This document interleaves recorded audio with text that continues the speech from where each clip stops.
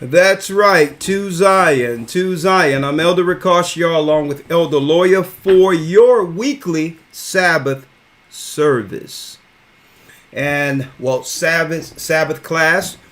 And, of course, when the sun go down tonight, we will be in a new annual year according to the heavens. That's right, when the sun go down Saturday night, tonight, that brings in a new year. Okay, this is the real new year, not the lion, Roman, evil, Saturnalia, Babylonian new year, where nothing grows from December 31st, or nothing changes from December 31st to January 1st. The real new year, so let me say this in advance, Happy New Year. Happy New Year according to the heavens. All right. Happy New Year's. Now, before we go in, boy, do we have a lesson for you today. The truth about good and evil. There's a lot of information out there, but we're going to quantify that going into the next academy, which begins what? Which began March 12th. Okay, so we want to quantify that, and we're going to use this lesson to set it all up for what's to come. All right, the next Hebrew and Bible Academy. Happy New Year's to you all. Right. So the concept that we'll have for this Hebrew and Bible Academy is the battle between good and evil, light and darkness. Every lesson will have that concept. So I'm spearheading that particular academy with this lesson today. All right. Now, our Hebrew and Bible Academy will start March 12th.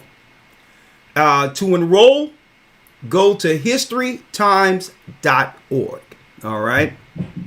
All lessons in the upcoming academy will have an overall theme around spiritual warfare. Okay. Now, we talked about the next academy after this. This academy theme will be the battle between good and evil, light and darkness, spiritual warfare. All 12 lessons will give you the spiritual view of that particular topic from the heavens. We have the earthly view and we have the heavenly view according to God, and how all of it intertwines into what? An eventual prophecy that comes to a consummation, an end. An end for this world, a beginning for us. We also we already have the next concept of the next Hebrew and Bible Academy in the bag also. Yes, sir. All 12 weeks will be based off of what? Archaeology. History and archaeology will be the next academy, where we'll give you empirical truth that cannot be disputed, archaeological proof of the Bible. From one lesson to the next, will prove according to modern day archaeology that the Bible is true, and what? Everything we teach in this Bible has an archaeological backing. So now, not only do we can prove the Bible and the truth of the Bible by our prophecies and who we are and the concepts that comes throughout precept. Well, there's landmarks, there's archaeology, there's history in the old world that proves everything we're teaching is true according to God. So yes, we're tightening up, making these lessons way more advanced than those that you have experienced in the past. So I hope you can join us for the next academy and even the academy after that. For the next 6 months is going to be just groundbreaking information from this church, from our school. Okay. The overall theme will be centered around spiritual warfare and how to battle against evil. Every lesson will either have a brand new or updated spiritual warfare lesson. Okay. Now, Just go through this and I'll jump right into the lesson, okay? The first lesson we'll go through in the Hebrew Bible Academy, as you all know, is the creation of the universe, but we'll update that, okay? The state of the world before its physical and spiritual corruption. We're going to also have in this the promised seed, which will be an updated lesson, showing you that there are true people according to the bloodline still existing in the earth. And we know exactly who these people are according to the Bible. And I'm speaking of the chosen people. They've lied. Christianity have lied and made us believe that all things are equal. God loves everyone evenly. There is no chosen people outside of Jewish people that they promote through Christianity. And guess what? It's all a lie. It's all a lie. The people who are suffering in this earth under Roman colonization and destruction are in fact the true children of Israel. And we're going to talk about that. Not to boast, but to bring clarity according to prophecy. If you don't know who the characters of the Bible, who they are, how do you know? How can you understand truly the prophecies of the book if you don't know the characters? So it's not about boasting that I'm the chosen people. No, it's about understanding prophecy to stand on the right side of prophecy before the end. All right. And once we understand all nations and who God's people are, everything else falls in place. The promised seed. We're going to highlight the Messiah who was born of the promised seed. And Christ was born to destroy the works of darkness. We're going to also have an updated lesson, the fall of Israel and Judah. How did our people fall from such a prominent position? From King Solomon, King David. Where did the kings go wrong? Well, we're going to talk about that. David to Solomon, the kingship, and how we slowly fell from grace. The origin of Israel's kingship. Israel's fall to idolatry, witchcraft, and the works of darkness. Also, a great brand new lesson that we're putting together here for you all, for the Academy. The battle against witches and warlocks, a brand new lesson. How ancient witchcraft has been modernized and used as a weapon in our current times.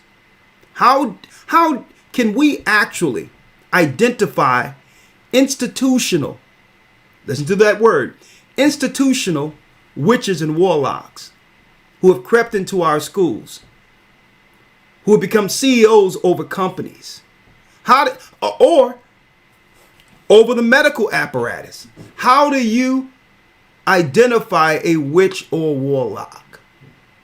Right? And now that we cannot actually withstand or actually stop them from gaining position, how can we now use these institutions to our benefit without falling for the craft, destruction, and death that comes with interacting with them? Because they made these institutions a necessity. With the earth getting poisoned, the majority of the people are sick.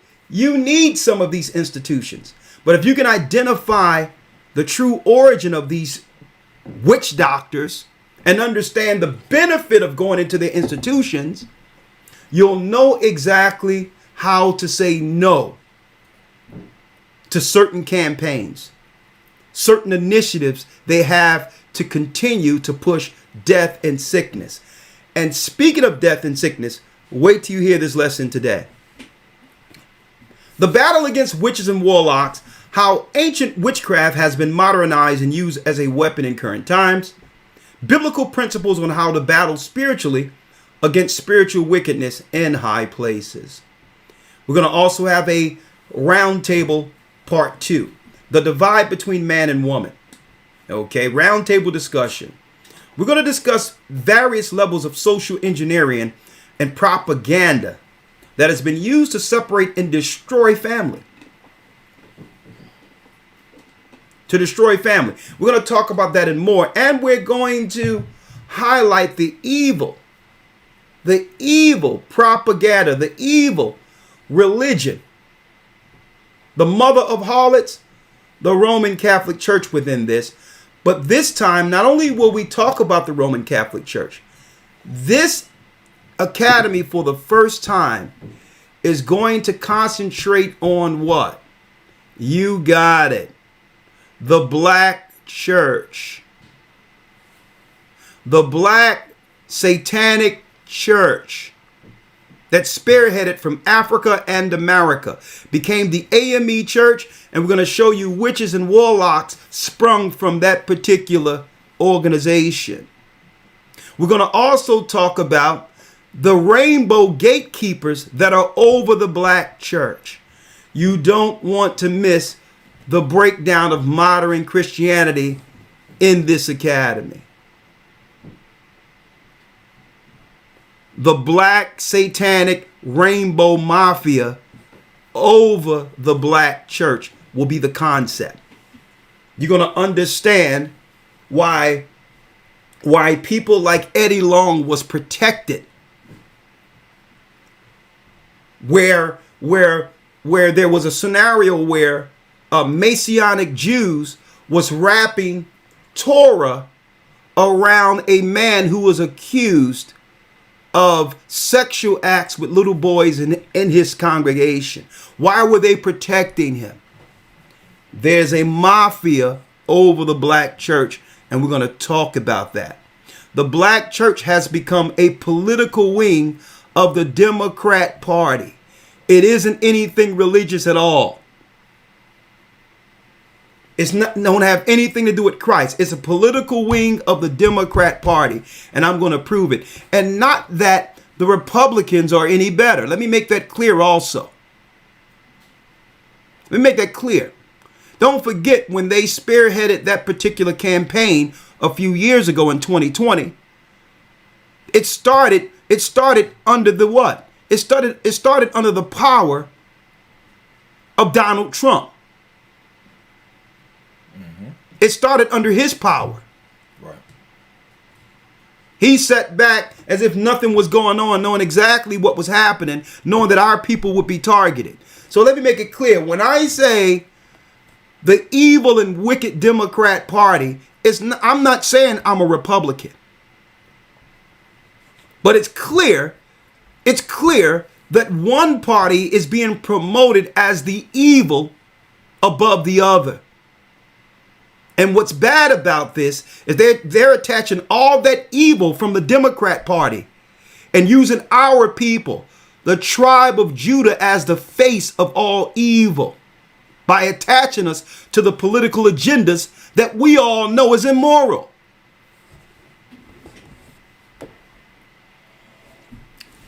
So we're going to be talking about that and more in the next Hebrew Bible Academy. I hope you all join.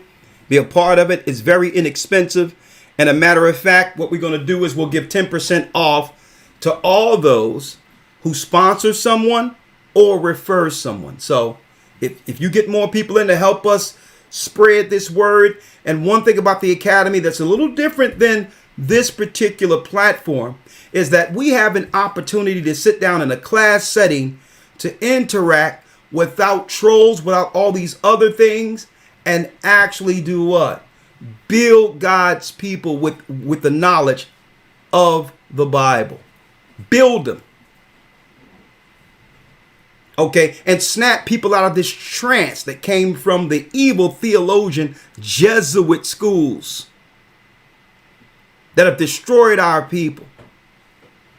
Okay, we talk about the drugs in our neighborhood, but yet ignore the spiritual drug that have always destroyed us, which allow everything else to come in. And the spiritual drug in our community is Christianity and Islam. We're the most spiritual people, but yet in the worst condition. That should tell you what?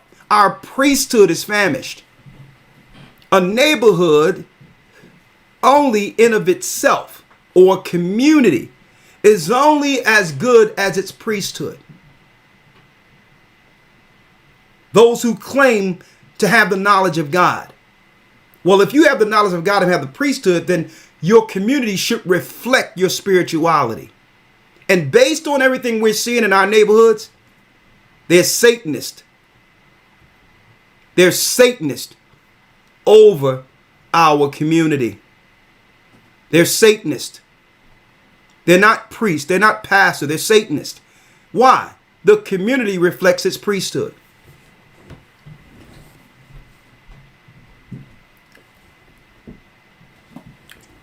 So that's why the academy is so important.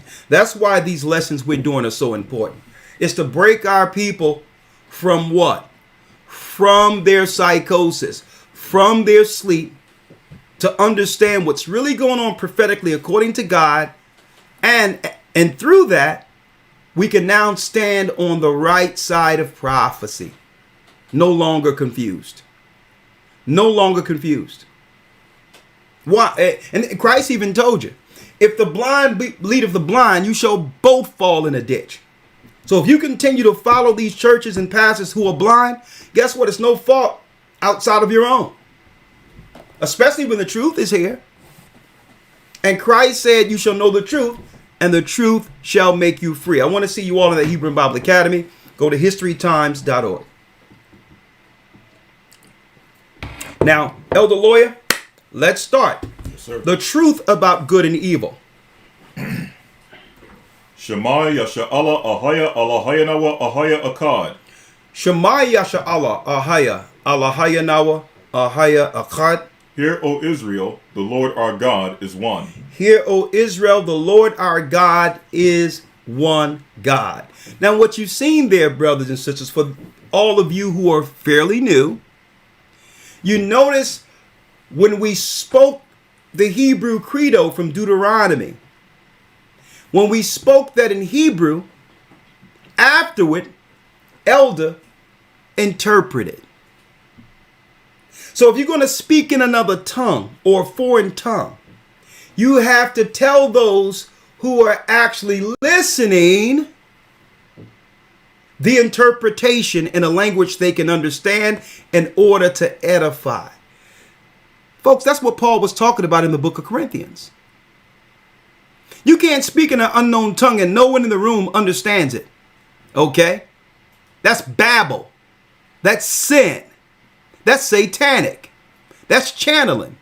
And I'm saying that personally coming up from a Christian church where you had people falling out all over the place, and all this crap they're doing in there without anyone looking around saying, hold up, what is this person saying?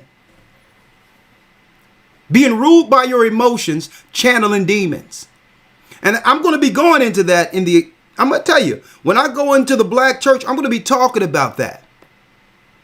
That's nonsense. If you speak in a different language, like we did in Hebrew, Shema Yasha'Allah Ahaya Allahaya Nawa Ahaya Akkad, we are to tell you exactly what's being said in English. Why? Because if God is speaking to you, shouldn't everyone in the room know what he's talking about? So Christian churches, they love to run with this speaking in tongues thing.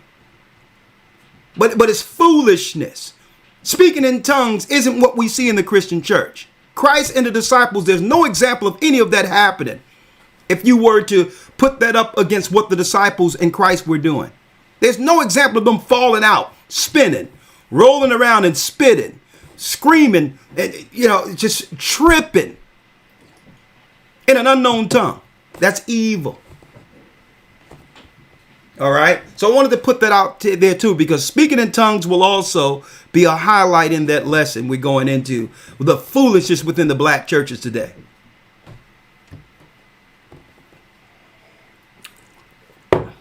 Now, let's go. Let's go. All right. The truth about good and evil. There's many concepts out there. The Bible gives us a moral line concerning what's right or what's wrong, which is the importance of God's law. But I want to deal with this from an higher level today, a spiritual level. Also, I'm going to go into why governments, and even under certain sects of Judaism, sin is promoted. See, everyone talks about the Torah, Orthodox Jews, as if they are the example of one ideology or one concept or understanding. When really there's many sects within Judaism or the Jewish religion. And I'm not going to highlight that more so because I'm going to pull out a piece on that. But in this lesson, I hope to give brothers and sisters an understanding of why things are in the earth. Why is evil allowed through government, religious institutions? Who's actually in power over the evil? And who worships that power? And how do we escape the evil that have now overtaken the world? Well, I hope you get full understanding in this lesson, the truth about good and evil. I believe this lesson will be one that many will go back to over and over and over again, to actually stay grounded in understanding the battle between two forces. Okay, and how there's a thin line in between the two. All right. Now, before I go into that, please hit the like button. We have 1,700 people in, almost 2,000. Please hit the like button. It doesn't cost you anything to do that. At least hit the like button for us. Please. Yes. And as you file in, hit the like button. Now, first and foremost, what we want to show you here is tonight begins a new year. A new year according to the heavens. On your screen right here. And a matter of fact, this particular Elder Lawyer, pass me that calendar over there. Yeah, I appreciate it. Yes, sir. This particular chart you see before you, this particular chart is in this. I took a picture out of this calendar. Run the race. Make sure you go to gatheringofchrist.org to get this calendar. Right? In this particular calendar, it gives you a chart of how time is actually calculated. Every year ends in a Sabbath. Friday sundown to Saturday sundown. Friday sundown to Saturday sundown begins what? That's the last day of the year. Every year ends Friday sundown, Saturday sundown. Equal parts night and day. And then what happens? A new year begins. Saturday sundown on to Sunday sundown. 1, 2, 3, 4, 5, 6, 7. Okay. You have 52 weeks, and that makes a calendar year according to the heavens. So what do? We put together a chart so you can understand how true time is calculated.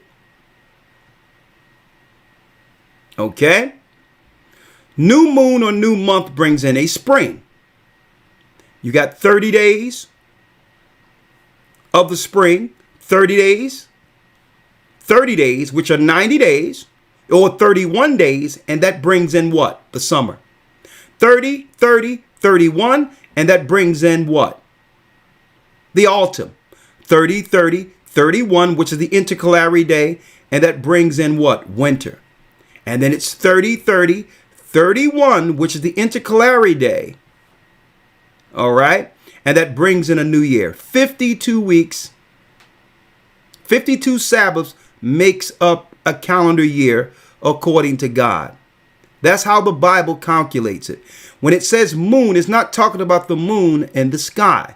That moon means month. It's an entirely different word than the word or the greater light or the lesser light called the moon. It's month. Okay? So I wanted y'all to look at this and understand that it's Bible prophecy that our people get back on time. Because the Romans would seek to do what? Change. Let's get that, Elder Lawyer. in Daniel 7 and 25. He would think to change times and laws. Now, what's great about the calendar we have here, you can go to gatheredofchrist.org to get this, is that it's a regular calendar, but it shows you when God's holy days and Sabbaths actually falls in within each month that you may call March, April, or whatever the case is. All right. It shows you with a regular calendar format how the holy days fall in from March to March. You can use it as a regular calendar, but you'll also know when God's days are there. Sabbaths, holy days, Feast of Unleavened Bread, Passover. In a nutshell, it's quite simple. From this point right here, springtime, right? You count 2 weeks, 14 days, and you have what? Passover. So every year, the Passover falls on what? You got it, a Sabbath. It's quite that simple. The Passover falls on Sabbath, Friday sundown to Saturday sundown, every year. 14 days of the month. You notice that when you look at the Jewish calendars, every year their Passover falls on a different day of the week. You know why? Because it tells you in the book of Jubilees why. And we're going to go over that, and then we're going to go into the lesson. Read it, Elder Lawyer. Yes, sir. This is Daniel 7, verse number 25. Come on. And he shall speak great words against the Most High, and shall wear out the saints of the Most High, and think to change times and laws. And think to change times and laws. Now, can he really change time? The Romans, the Edomites, Gregorian, Julian, and all that. No, they can't change times because time was created before earth. Time comes from the heavens. So they will confuse the people on earth concerning the times. See? They would think to change times and laws, but they can't change nothing. Time is still ticking down on the devil according to the heavenly calendar. And that's what you see before you. The constellations, the stars, which are angels, confirm everything we have in front of you. They come out during the spring, and there's a certain thing in the constellation to let you know, okay, springtime comes. Eventually, we're going to start to plant, right? And then the constellations come at another time to let us know a new season is coming in. It marks everything we're seeing in front of you marks what the heavens confirm.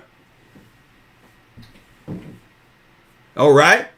Everything you see before you. And look what we did. We put it in the calendar. Let me show you. We put it in the calendar. It's right there.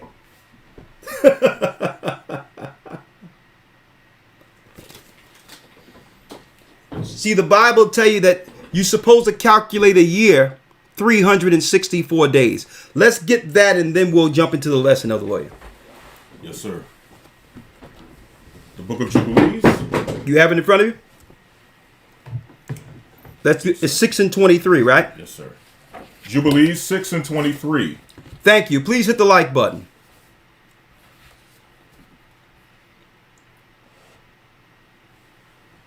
All right. Jubilees 6 and 23. Let's start at 22. Yes, sir. Yeah. 22.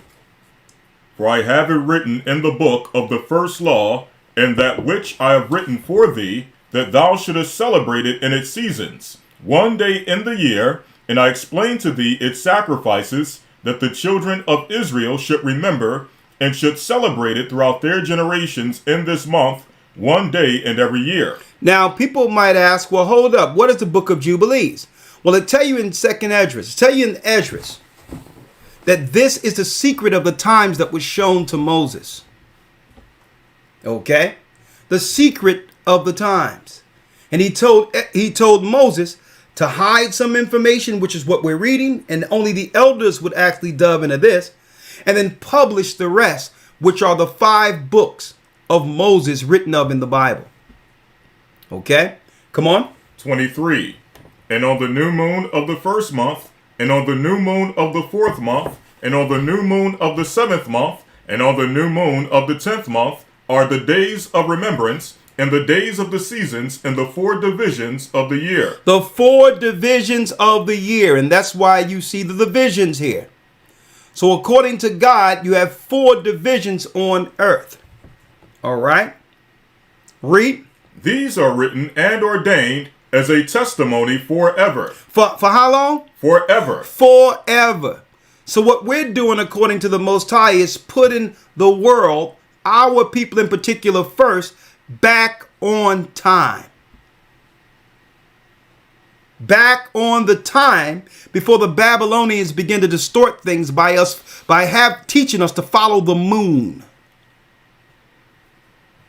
The moon in the sky.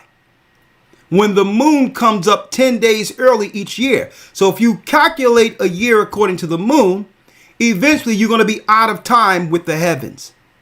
And what happens? You're going to begin to follow holy days on different days of the year outside of the heavens. God and at the heavenly table, the heavenly tabernacle in heaven, the angels and all are still dealing with these holy days at a fixed time, like it was instituted during the time of Moses and even before him. So if you start following the moon only, that's the Jewish people. What happens is it throws off time, and we'll be doing the Passover at a time when nothing is going on in the heavens. See? Read, the heavens will not confirm or acknowledge that particular time. Read. 24. And Noah ordained them for himself as feasts for the generations forever, so that they have become thereby a memorial unto him. And on the new moon of the first month, he was bidden to make for himself an ark. So the first month, he was bidden to make for him an ark. Read. And on that day, the earth became dry, and he opened the ark and saw the earth. Now, I need you to go to where it says 364 days only. Yes, sir. Let's go straight to it. 32. Let's go to 32. Yes, sir. Right here. And he commanded the children of Israel. Jubilees 6 and 32. Come on. And command thou the children of Israel that they observe the years according to this reckoning. 364 days. How many days? 364 days. A real year is 364 days. Don't believe the lie they're putting out there with the leap year and all this other crap because they can't follow, because they refuse to follow the God of Israel. The reason why they got to put a leap year and take things away and try to recalculate everything is because they refuse to follow the Sabbaths. From Sabbath to Sabbath, it gives you what? 52 Sabbaths. 5 and 2, 7. Complete year. There is no 3/4 and percentages and all this other mess they're talking about. Read. And these will constitute a complete year. Come on.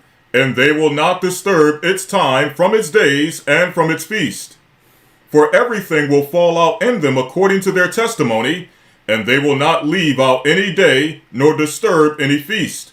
But if they do neglect and do not observe them according to his commandment, come on, then they will disturb all their seasons, and the years will be dislodged from this order, and they will disturb the seasons, and the years will be dislodged, and they will neglect their ordinances. And they will neglect the ordinances that were given from the heavens through our God, the God of Israel, the God who sent Christ. See? So what did the Babylonians do? And later, the Romans and others, the Greeks, they started dealing with strictly the moon, the crescent moon, to throw off time.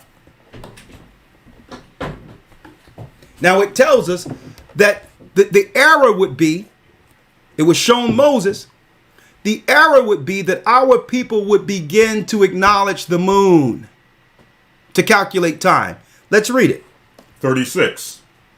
For there will be those who will assuredly make observations of the moon. Observations of the moon, not realizing the moon followed the sun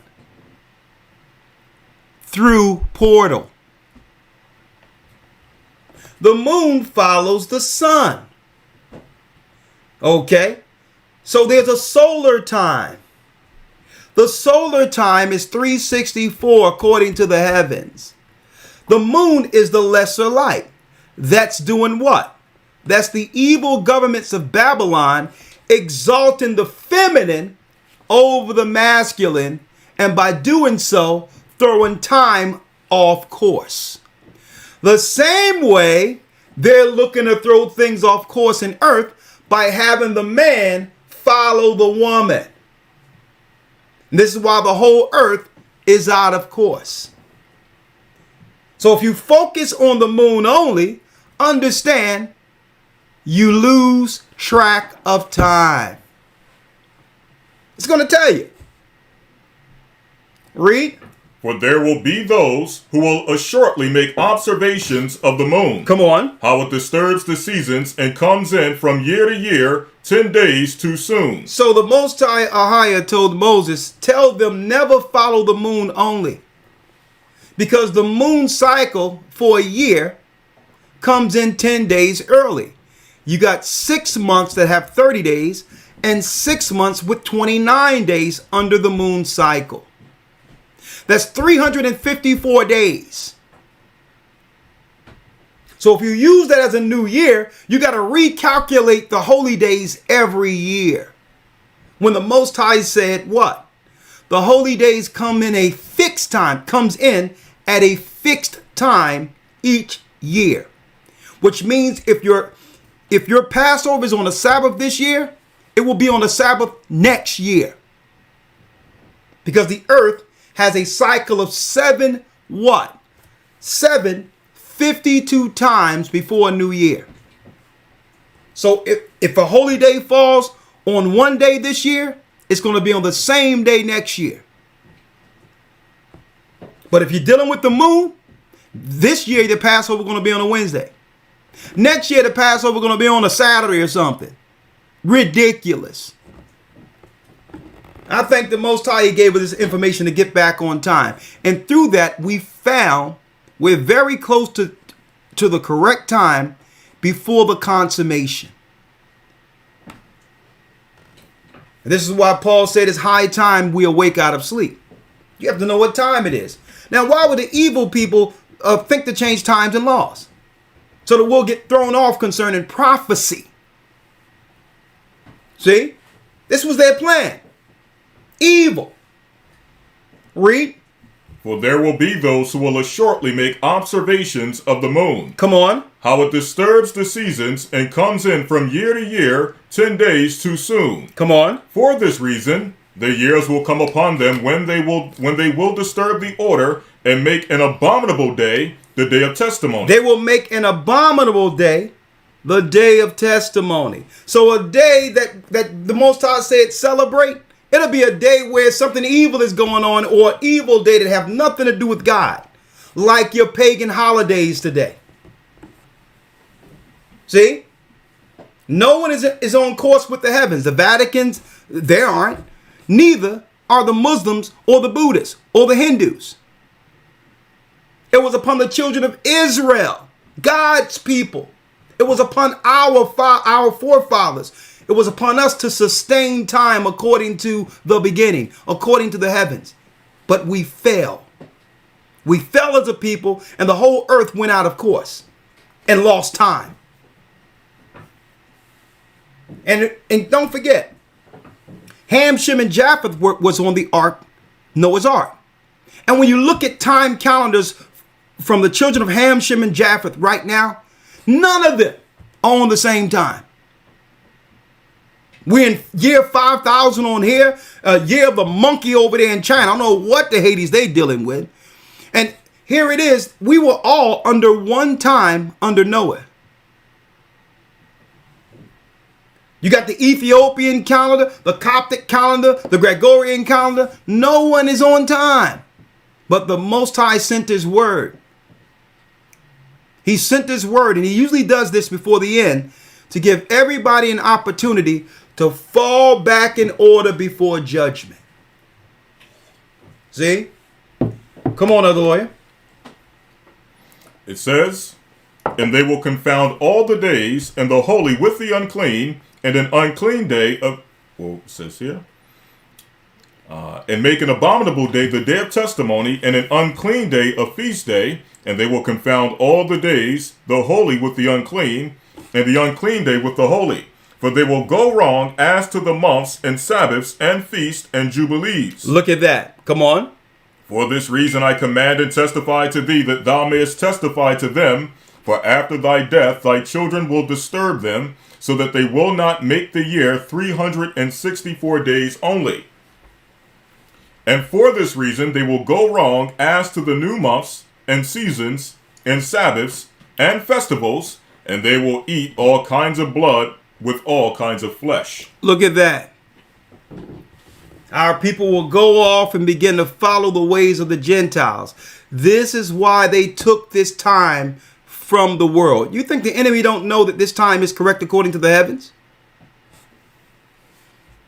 But it's not upon them to teach. It's not on them to teach you the truth. Christ said, "You shall know the truth, and the truth shall make you free." He would bring the truth to those what? Who was willing to receive it in the end days, to stand as the children of God. And guess what? All praises be to the Most High. Here we are. Here we are, proclaiming the truth that was hidden. Now, jumping right into this, the truth about good and evil.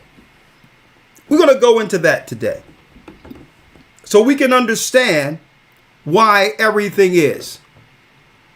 How is it that governments, religions, and all that allow evil to fester? It seems as if the more spiritual we become, the more evil the earth becomes. Why so? Who's in control of all this evil? And how do we oppose this in the last days and stand unscathed? Well, in order to do so, a lesson on light and darkness, let's go to the Garden of Eden. Let's go to the Garden of Eden. We're going to go back to the book of Jubilees. Hold Jubilees 10 for me here. Right? But let's go to the garden. That tree of good and evil. We're going to Genesis 3. Right?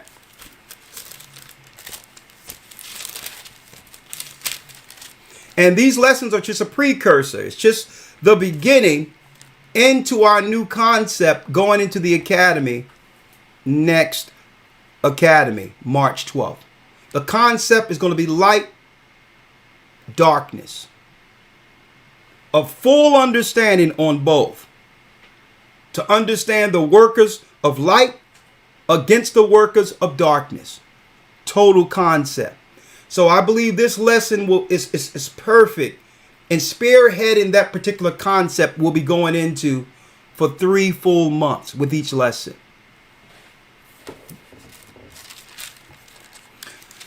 Let's go into the tree of good and evil. Yes, sir. Let's go straight to Elder Lawyer. Let's start at the first verse. That's fine. Genesis 3:1. Now the serpent was more subtle than any beast of the field which the Lord God had made. Now, when it says the serpent, those in the academy who were in the prior academy understand it. It's not talking about just a snake slithering on the ground. Even though the angels have the power to shapeshift. This comes from the Hebrew word seraph. You have cherubim and seraphim, ranking angels who fell to this realm. So when you see the word serpent, it's deeper than just a snake slithering around. It comes from the angelic term cherub, next stage, well, the seraph and the cherub. It's speaking of a fallen angel. Okay, read. And he said unto the woman, Yea, have God said, Ye shall not eat of every tree of the garden? Come on. And the woman said unto the serpent, We may eat of the fruit of the trees of the garden. But of the fruit of the tree which is in the midst of the garden, God hath said, Ye shall not eat of it, neither shall ye touch it, lest ye die. And our God said, don't touch it. Why? He didn't plant the tree. See, a lot of Christians don't even realize they're confused with this concept.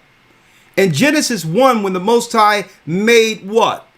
The fruits, the trees, and all to be eaten. He said that was good, and he saw that it was good. So if Genesis 1 tells us that everything he made was good, where did an evil tree come from? Surely the Most High would not have planted that tree. Okay? Surely he would not have. There was some other beings here who fell and began to watch Adam in order to take his power. His power was to have dominion and influence over the earth. So in order for them to gain power, those that were here came out of the ice. They came out of the ice. They were here, concealed in ice. Eventually they came out of the ice, viewed Adam, and coveted the power given to him from heaven.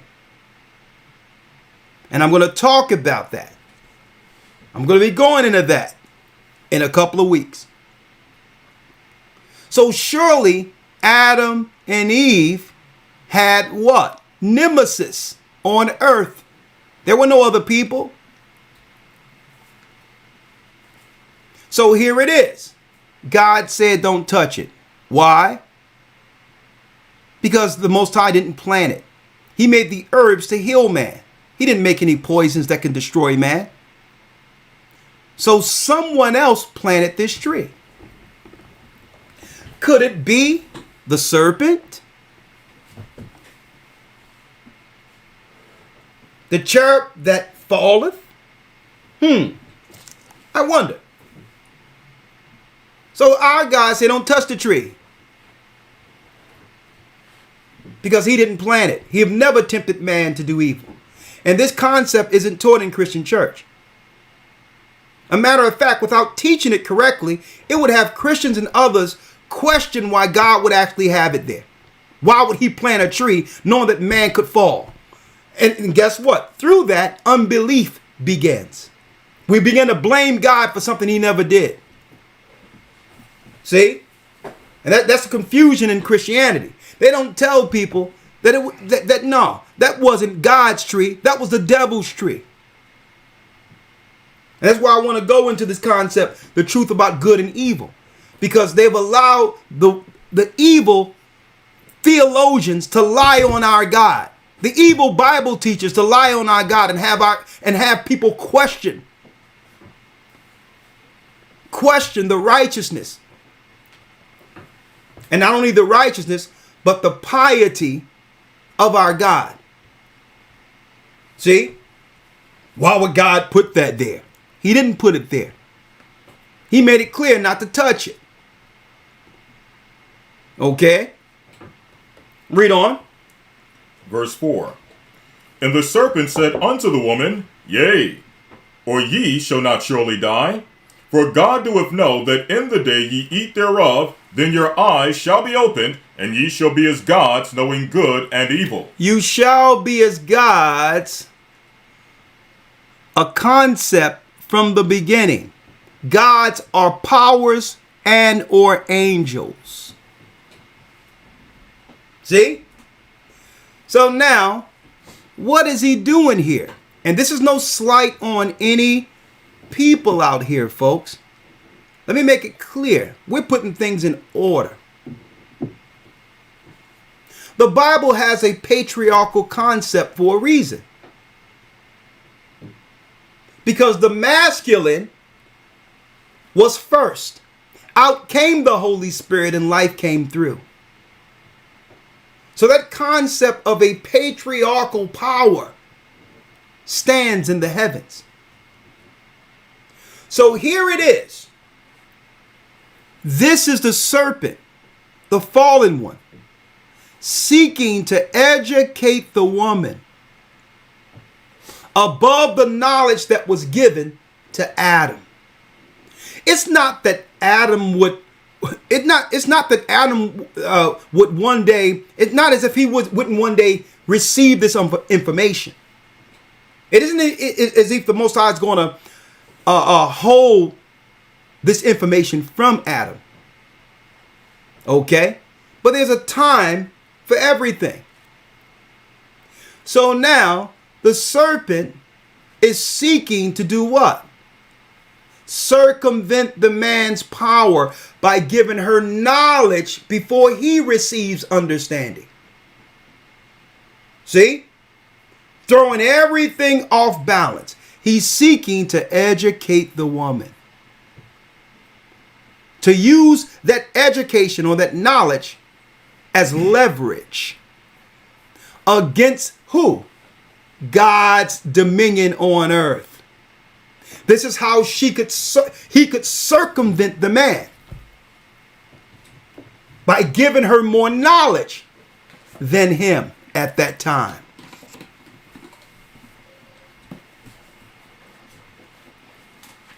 I need y'all to check this out. See, listen, I love education. I'm educated. I don't have no problem with education and knowledge. But we have to realize when it's being used as a tool to circumvent God's order. So now if you know so much and understanding, now by default, you become the head. You become the head and begin to lead what? Lead us where? And that's what we're talking about here. Good and evil. Everything that's set up, the institutions and all that today, folks, was set up with the concept that circumvented God's dominion given to man. The way they set up schools, everything. And I don't want to harp on this too long. People knew from the beginning of time that the male, only excel in what they're interested in. We were never supposed to, as males, we were never supposed to grow or learn under a linear educational system. It bores us. We're hands-on. Linear understanding to obtain knowledge linear in the past test is how women excel, not men. Because linear builds workers.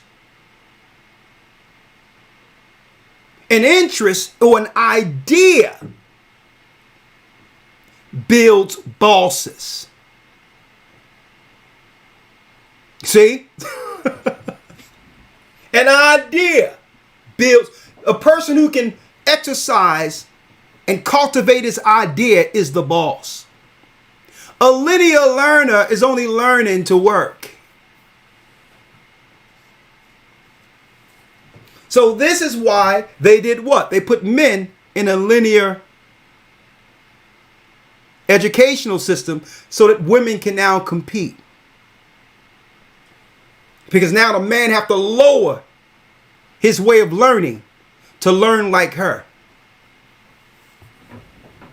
Now there's studies on this and all that. Now you can have a man with no education at all, like your Bill Gates, like your Don Kings, like your Kanye West, who actually dropped out and didn't finish school. See? And their ideas alone will excel them above the so-called educated. See? I wanted to put that out there real quick. So let's talk about this tree. Satan had a plan of taking the man's dominion by what? Circumventing the one he loves or trusts. And use the woman as proxy to steal power. Now the power is not going to go to her because Satan is looking to destroy both of you, Adam and Eve. And I'm going to be talking about that in the garden. He don't care about a woman standing and saying, I got this and I got that. That's only good to brag amongst your peers. He's looking to destroy you without protection. That's his plan. His plan is to have the woman frustrate the man so much that her protection, her hedge, runs from her.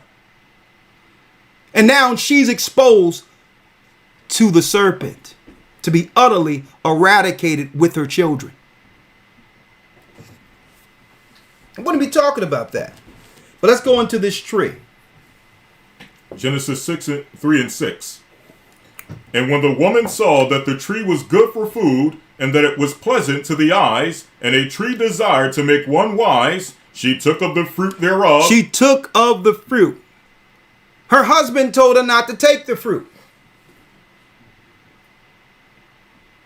But her curiosity for power couldn't stop her. It was that curious nature to know, to get some information. And it opened up what they call in Hindu religion the chakra. The chakra isn't a righteous concept. And we're talking about that too. It opens you up to the dark world of those who were here, who came out of the darkness and began to rule once Adam fell. So he says, you shall be like gods, understanding both good and evil. So what was the education here? Gods are angels. Don't you want to know what happened? How we all got here, Eve? I'm going to give you the knowledge of it all. What happened up there? How did we get here? What's going to happen within the earth? See? Now Eve and Adam is going to who? They're going to Satan's church now. Because guess what? Satan is not just going to give them evil things. He's going to tell them some good things. Some beneficial information was on the tree too. But now you're going to Satan's church. See? Now check this out. By doing so, they lost dominion over the earth. And that's when Satan and the fallen ones gained full power. And began to set up constructs to oppose our people, starting from the children of Seth against the children of Cain. All the way up in Babylon when Nimrod was going against our father Abraham. They had the good and evil concepts to oppose the righteousness that comes through the word of God. Each civilization would be set up to oppose what was written in this book. The Bible gives us back our dominion, folks, that Adam lost. And through that, what? A balance. We began to do what, brothers and sisters? Bring the earth back into righteousness. This is why they've done what? This is why the evildoers, I'm going to go into it, have stepped on the gas in promoting evil. Our people coming to the truth has made an imbalance in the earth.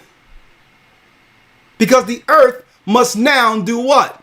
Respond to her children. If we're coming back as Israel, the earth must respond to this.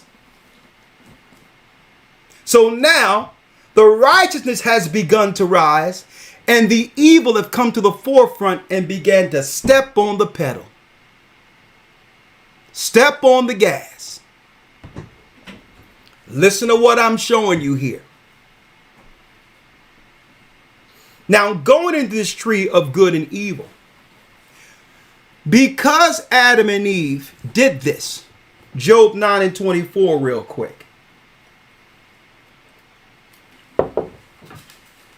And folks, and I'm going to tell you, this is why the world doesn't tell us how important we are too.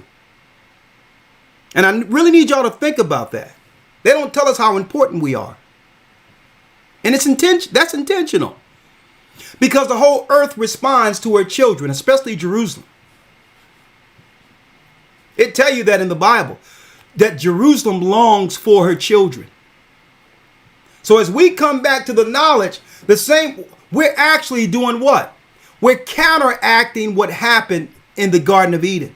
And the earth is responding. So the evildoers must come behind the curtains and step on the gas to promote sin. They must do it. And I'm going to show you there's a concept amongst the Kabbalists in Judaism. I'm going to bring that out. Now, I got more details as we go into the academy as far as putting this down from a school standpoint. But I needed to give you all insight on some of the depth that we teach in our Hebrew Bible Academy, folks. It's a lot of depth that will connect the dots for you. And you cannot find that information and to understand it simply as you would as you would in the academy. Job 9:24. Hit the like button for us, please. Yes, sir. Job 9:24. Read. The earth is given into the hand of the wicked. So when Adam fell, Satan got power for a time. For the course of this earth, he would have 6,000 years from Adam's fall to rule the darkness or the fallen within the earth under a ranking order. If angels fall, they fall under who? Samael, Satan, the devil, whatever you would like to call him. They fall under his authority. See? Now, there's rules of engagement.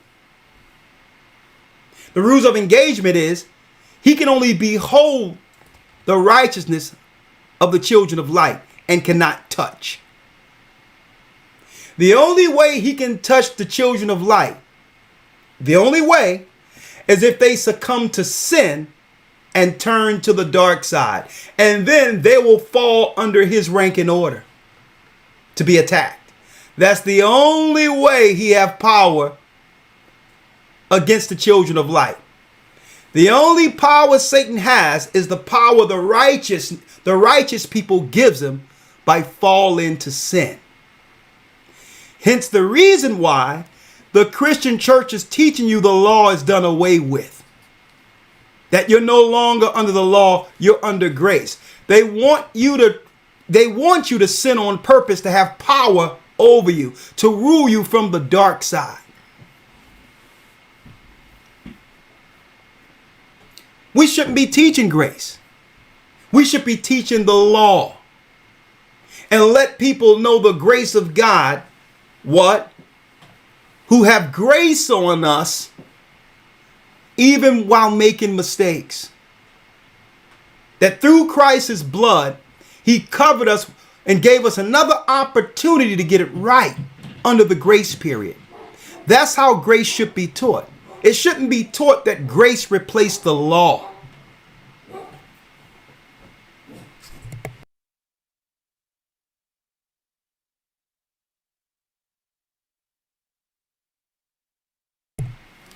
See? It should have never been taught that grace replaces the law. Because when you're no longer under the law, yes, you're under grace, but they give you an opportunity to repent, not to sin over and over and over again, expecting Christ to cover that what? Willful sin. They're teaching this in the Christian church and others. Why? So that you can be subjected to the gods of darkness. Your family becomes susceptible. Now they can attack you and your family because you're sinning against God's law. See? Let's read that again, other lawyer. Yes, sir. Job 9:24. The earth is given into the hand of the wicked. He covereth the faces of the judges thereof. So there is no righteous judges in the earth because Satan have actually put up compromised judges that would do his will on earth, opposed to the righteous judges who were once under Israel. There is no equity or righteousness in our realm anymore. You can grab a chair, Yahweh. Read on. If not, where and who is he? Now, what I'm about to go into now, fast tracking things. We're in Genesis. We're going all the way to Revelation. You can just move whatever you can out of the way. Don't worry about that. Any place you would like. Just move that stuff out of the way. Stuff doesn't matter. Thank you. 1 second, folks. We're going all the way to the book of Revelation. Hold Revelation 9.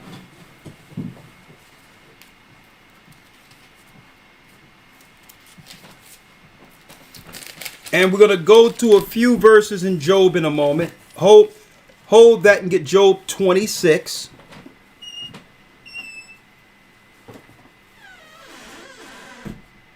Right?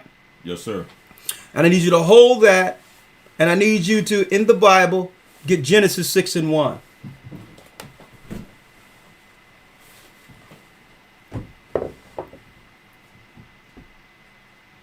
Let's read Genesis 6 and 1 first. Yes, sir. Genesis 6 and 1. Read it. And it came to pass when men began to multiply on the face of the earth, and daughters were born unto them, Come on. that the sons of God saw the daughters of men, that they were fair. The sons of God are angels, folks.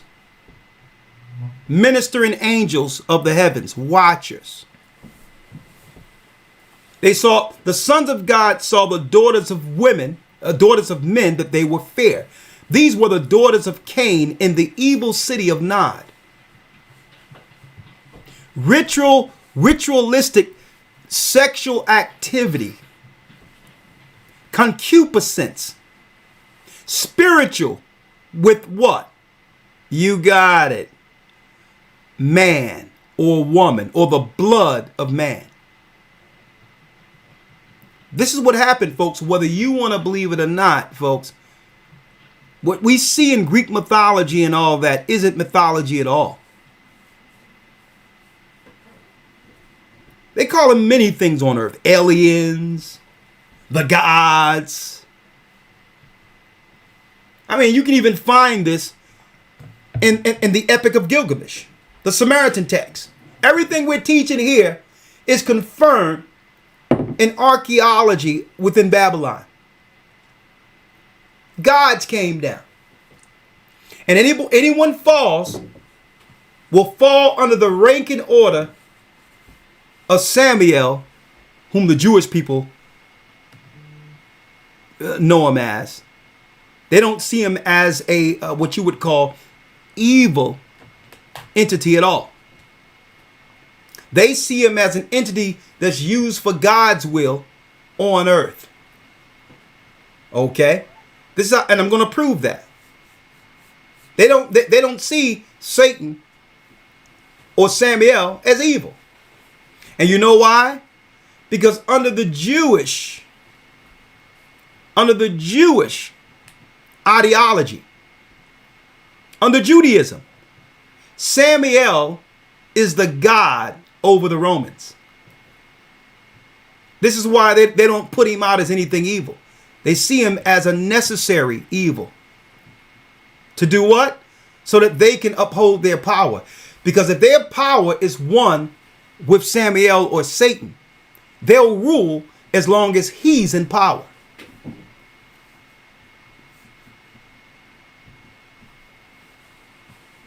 Now they see the God of our Bible as an enemy.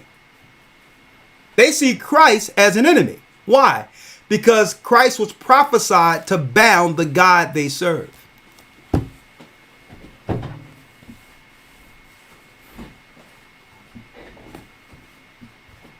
And guess what? I have no problem with who they serve. Why? Because even Christ said, either be hot or cold or be spewed out of the mouth. At least they're willing to admit to the public exactly the God they serve. And that must be respected.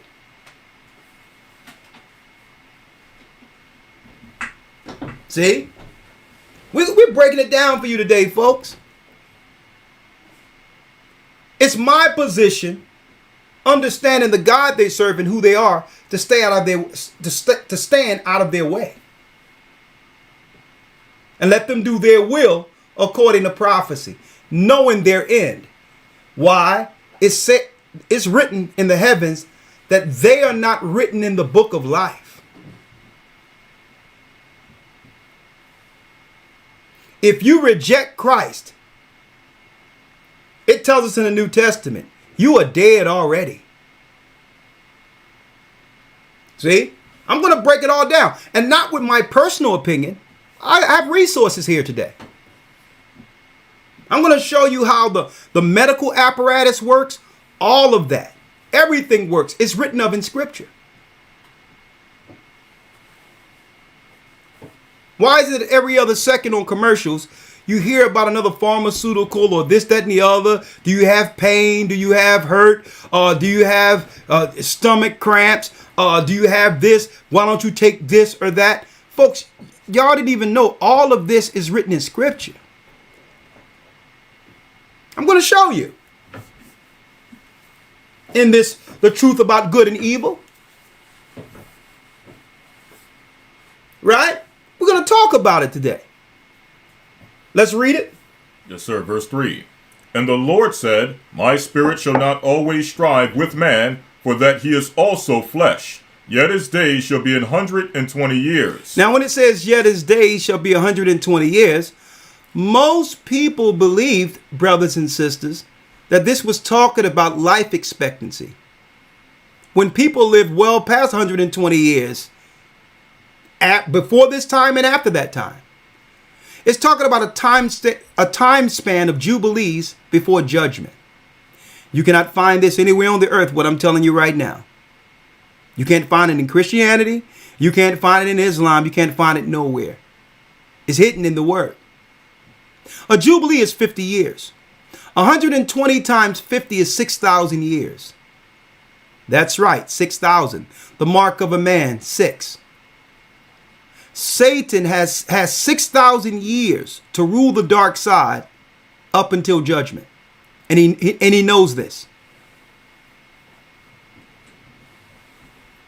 The days are days of jubilees. 6,000 years he would have. That's right, folks. 6,000. 2,500 years from what? 2,500 from Adam to Moses receiving the law. 1,750 years from Moses receiving the law to Christ's birth. And another 1,750 years from Christ's birth to Christ's coming. That's the correct breakdown. We're not in the year 2023. They should think to change times and laws. If you missed earlier, when it comes to the time, look back at the beginning of this lesson, and you'll understand exactly what we're talking about. Read on. 4. There were giants in the earth in those days, and also after that, when the sons of God came in unto the daughters of men. There were giants, Nephilim.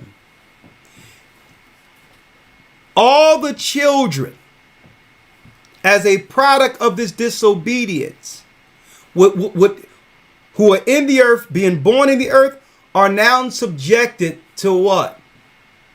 The dark side order. Soldiers, children born in the earth that are automatically under Satan's ranks, that he could use against the righteous. Nephilim. Now, suppose science could actually, brothers and sisters, mimic this genetic pattern through science and begin to turn people by changing genetics into the same bloodline of Nephilim. Suppose something happens where you get something in you and your genetics begin to change. You think you're being changed into something new? Huh? You think you're being changed into something new? Not at all. These are ancient codes to change the genetics of people to Nephilim in order to cut off the original bloodline that came from Adam. Why? Adam's bloodline was meant to rule. One day, that's right, the same people that came through Adam, Seth, Shem, the children of Israel, will one day regain the authority lost by our father Adam. So Satan can hit you off at the pass with some chemicals that can begin to change your genetics and automatically initiate you into his army against the light. You have something, Elder Lawyer? No, sir. And that leads us to the book of Revelation.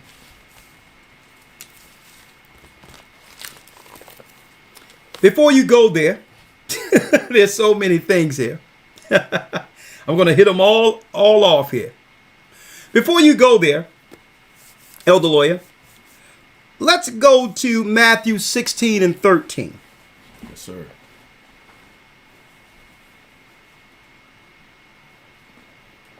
St. Matthew chapter 16, verse number 13.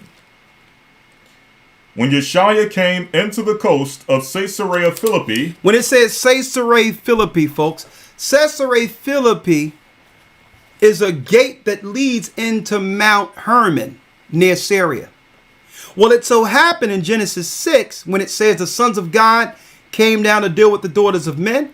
Well, it so happens, brothers and sisters, Christ is standing at the same mount where the angels came down. He's right there with Peter. The same mount, Paramount. Paramount. Y'all seen the Hollywood pictures where the stars float and go around the mountain? Hollywood, Paramount. They're letting you know that this is the knowledge that they have given the witches and warlocks there in Hollywood to progress Satan's agenda, to have us all participate in their ritual against righteousness. By programming the people into accepting sin, evil, death, unrighteousness. So now Christ is standing at that same mount where the angels came down, Mount Hermon. And it so happens today the UN actually have a base at the top of this same mountain where the angels came down. And guess what? I'm going to show proof of that too. In our 12 weeks, the light against darkness. I'm going to show that in the 12 weeks. You're going to see it yourself. The UN, the United Nations, have a base where the angels came down. At the top of the same mountain, the entry. And I'm going to show you how Christ, the light side of all of this, our Savior, how he was able to tie all this in to why he would eventually give what? The gospel, the light, the truth to the children of Israel. He was telling us there's a battle, an unseen battle that's waged against us, unbeknownst to ourselves. So he went to Peter here at Caesarea Philippi, the gate that leads to Mount Hermon where the angels came down in Genesis, the 6th chapter. Come on. When Yeshua came into the coast of Caesarea Philippi, he asked his disciples, saying, Whom do men say that I, the Son of Man, am? Come on. And they said, Some say that thou art John the Baptist, some Elias, and others Jeremias, or one of the prophets. And he saith unto them, But whom say ye that I am? But who do you say I am? And Simon Peter answered and said, Thou art the Christ, the Son of the living God. You are the Christ. You are the first begotten of the Father. You are the Most High's first life out of creation. Read. 17. And Yeshua answered and said unto him, Blessed art thou, Simon Bar-Jonah, for flesh and blood have not revealed it unto thee, but my Father which is in heaven. And also I say unto thee, that thou art Peter, and upon this rock will I build my church. Upon your rock, upon you, Peter, will I build this church. I'm giving you the true doctrine. I'm going to give you the doctrine that will one day battle against the forces of evil that came out of heaven onto this mountain. I'm going to give you the knowledge to withstand the darkness, the principalities and powers, the workers of evil that stand in dark places. I'll give you the knowledge on how to defeat them, how to wage spiritual warfare. Read. And the gates of hell shall not prevail against it. And the what? And the gates of hell shall not prevail against it. And the gates of hell shall not prevail against you. I need y'all to hold that and think about that real quick as we go to the book of Revelation. There's gates, portals that lead into this realm from hell. So Christ said is telling the disciples right there, sooner or later the God of this world will do what? Have the power to control what's released out of hell.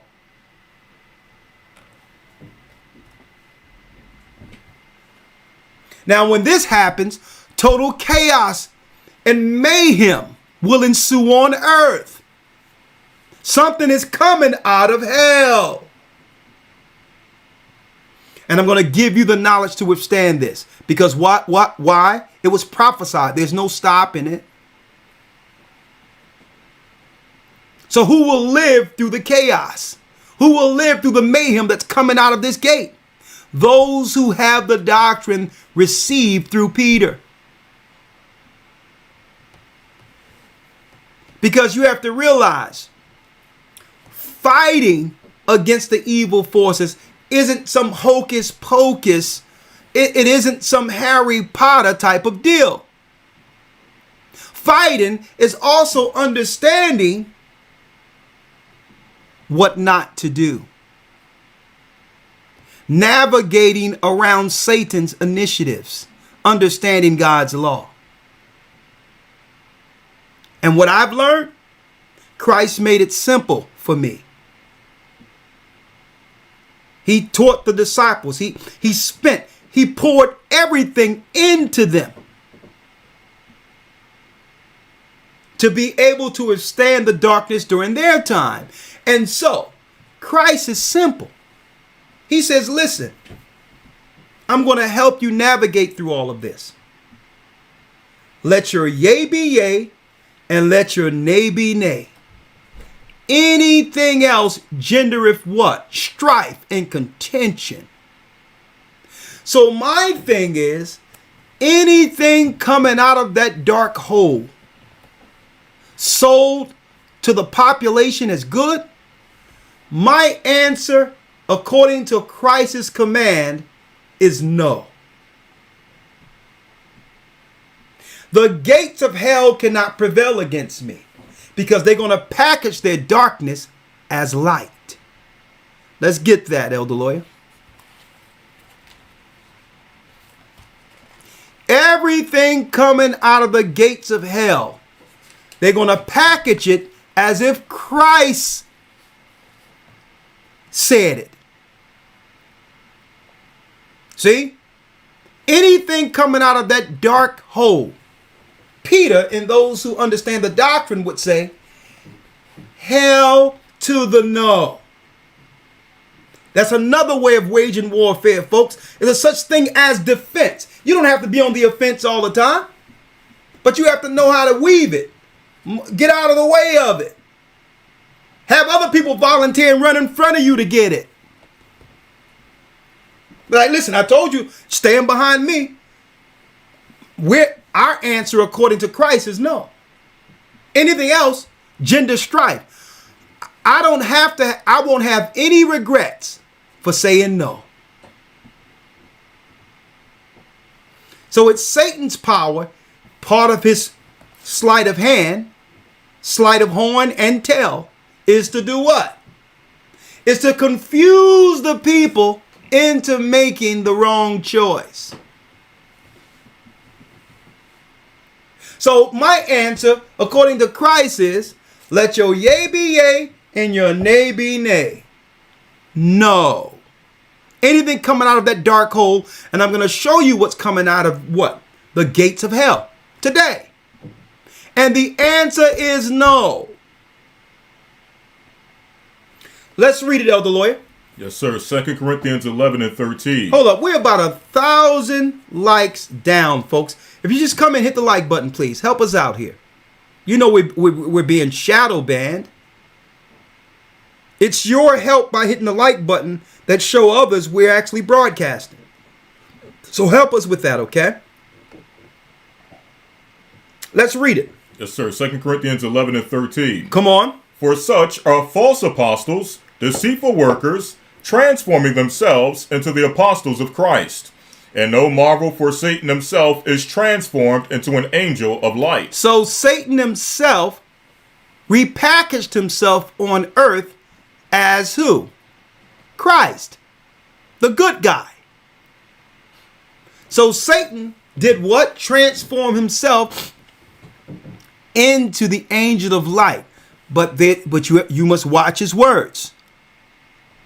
Because it tells us in the epistles, when they shall say safety and peace, or peace, peace, sudden destruction comes on the people.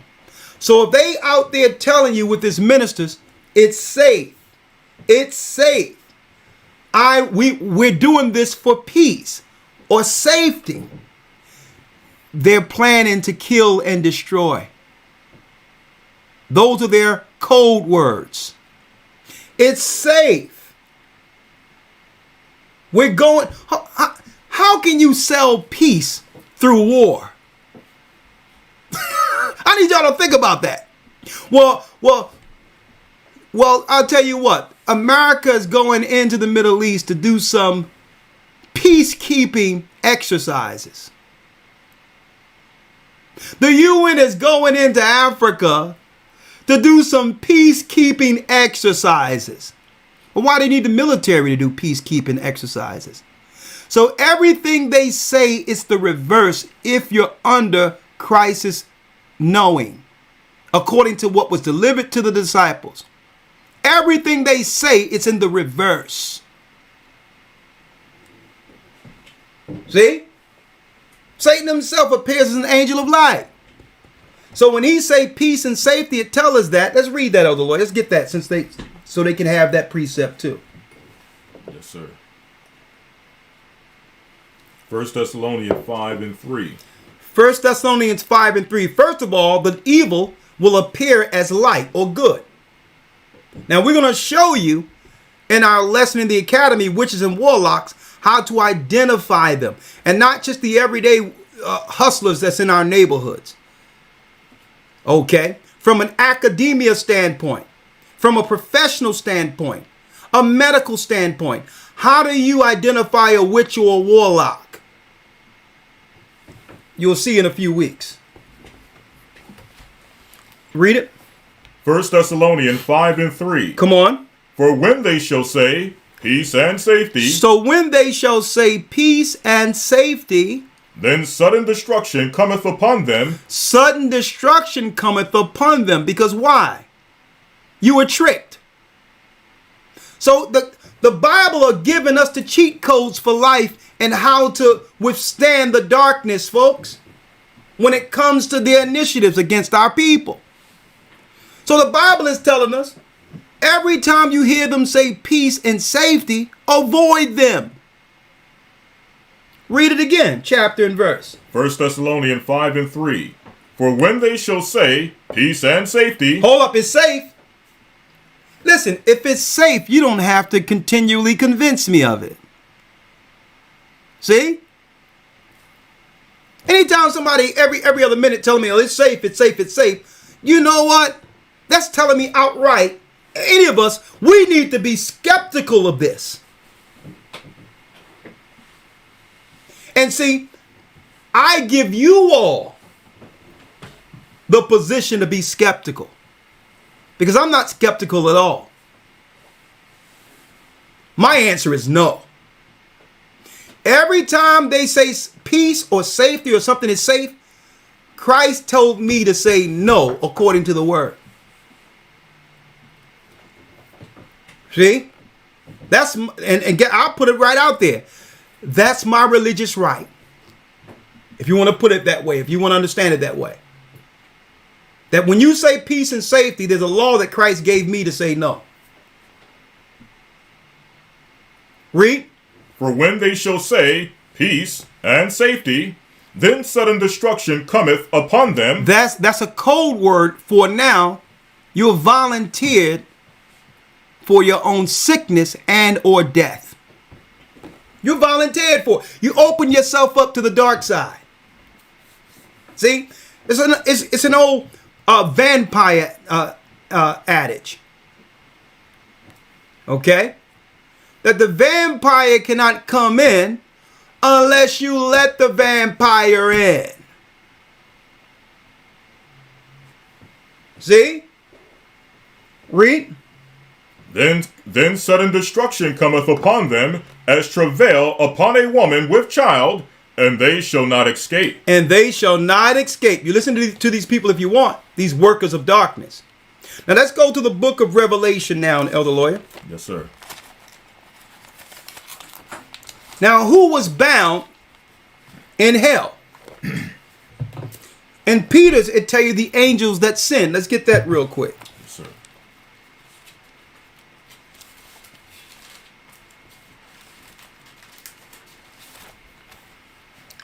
Second Peter chapter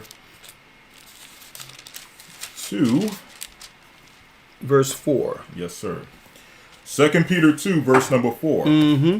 For if God spared not the angels that sinned. Now we know what happened in the beginning. If God spared not the angels that sinned, when the sons of God came and dealt with the daughters of men and seen that they were fair, what happened to them? Well, they brought forth Nephilim on earth. And then after that, hence the reason why when Joshua and Caleb sent spies into Canaan, they seen these big beings who dwarfed the spies almost as if they were grasshoppers. So that's why it says, and after that they would be reborn on earth, Goliath and all of them. Now, through their science, they've made it where they can actually operate at a smaller stature amongst the population without you seeing them as Nephilim. And hence the reason why, right, allegedly, through all their science, some have come out having what they would call Down syndrome or some type of birth defect and all that. But you don't even realize a lot of this stuff came from genetic testing so that they can allow Nephilim to walk amongst our society without being recognized. Okay? Foiled laboratory work have led to genetic inconsistencies, so to speak. So they've been testing for years on how to allow these beings to operate amongst people. Okay? And folks, why do you think out of nowhere they want us to accept everything outside of male and female and are confusing people with pronouns and all that? Who's trying to now come from behind the curtains to be accepted as something different or a freak? It has nothing to do with what they're promoting, folks. It's the Nephilim coming out into plain sight. And if they can muddy the waters with all of these different pronouns and different types of people, now that they can, these Nephilim can now operate freely in our society as politicians, as others like they were during the time of Cain before the flood.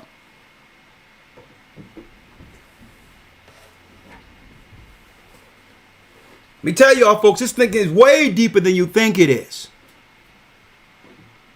It's clear that in the earth there's only male and female, folks. Let's not get anything confused. There's male, and I'm talking about biology here. There's male, female, nothing else. And if we look at this and accept what God said, the simplicity of it, we'll be able to do what? Recognize the evil forces working to destroy that concept.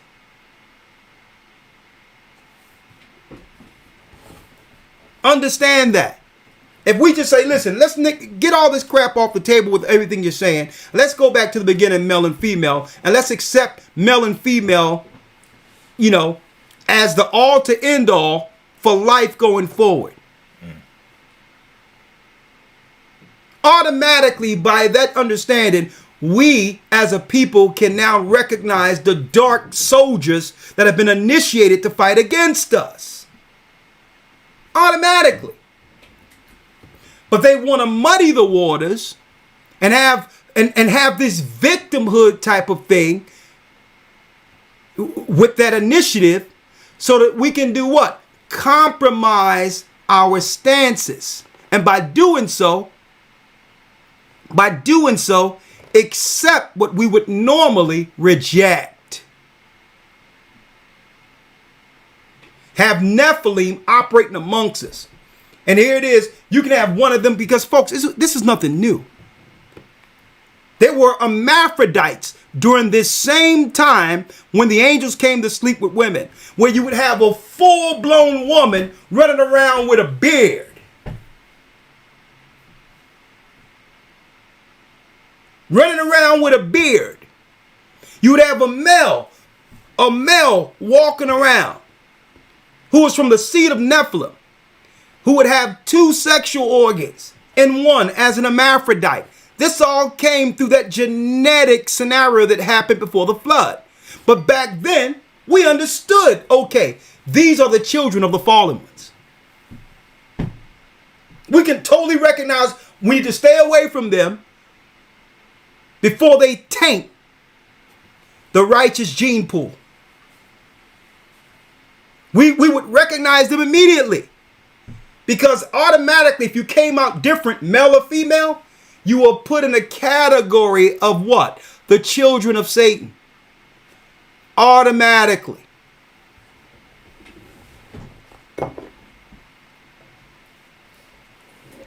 Breaking it down for you. So if you allow the Nephilim and their children to operate, now Satan have soldiers, educated soldiers, political soldiers, religious soldiers in high places to push Satan's agenda against who threatens them, the children of light. Namely, the children of Israel and also the Gentiles who believe in Christ. Let's read it again, Elder Lawyer. Yes, sir. 2 Peter 2 and 4.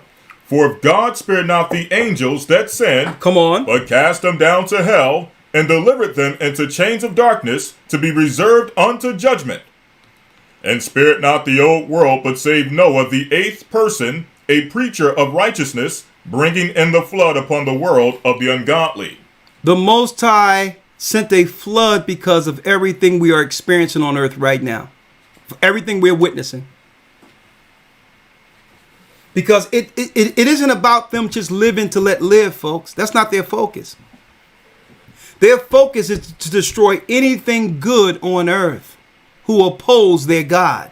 That's their true initiative. And hence, God had to send a flood. Hence, Christ is going to have to come back early before the 6,000 years are finished. Or no flesh would be saved. Matthew 24 and 22 tells us this. Because Satan knows exactly how much time he has. Let's go to the book of Revelation 9 now. Yes, sir, from the top. Let me get it up here.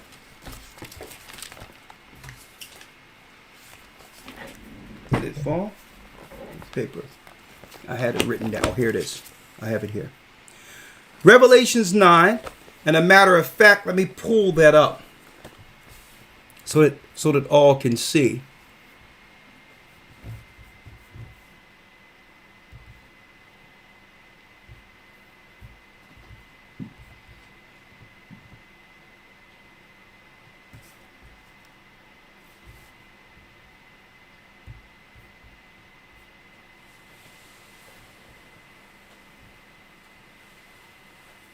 Revelation 9.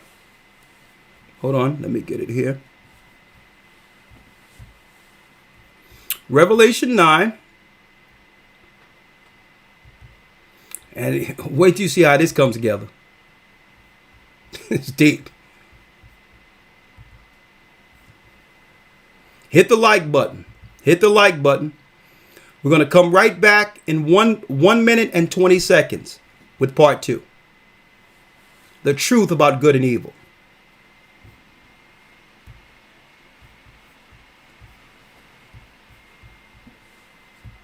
The Bible. Is it hard to understand? When it comes to reading the Bible, the first thing that comes to mind is the fact that this is the Word of God. The seals have been broken, and the truth is here. And when we go throughout the scriptures, when we go throughout extra biblical records, we find that the language that God employed, that He used to create the heavens and the earth, was the Hebrew language. Christ said, I came for the lost sheep of the house of Israel. But yet no one, no religious leader, no religious church out there anywhere can now identify the 12 tribes of Israel. Can we? God is quite simple, but it seems as if man makes understanding Him hard. What are those mysteries? The truth of your book and the truth will make you free. The Hebrew and Bible Academy. You're invited.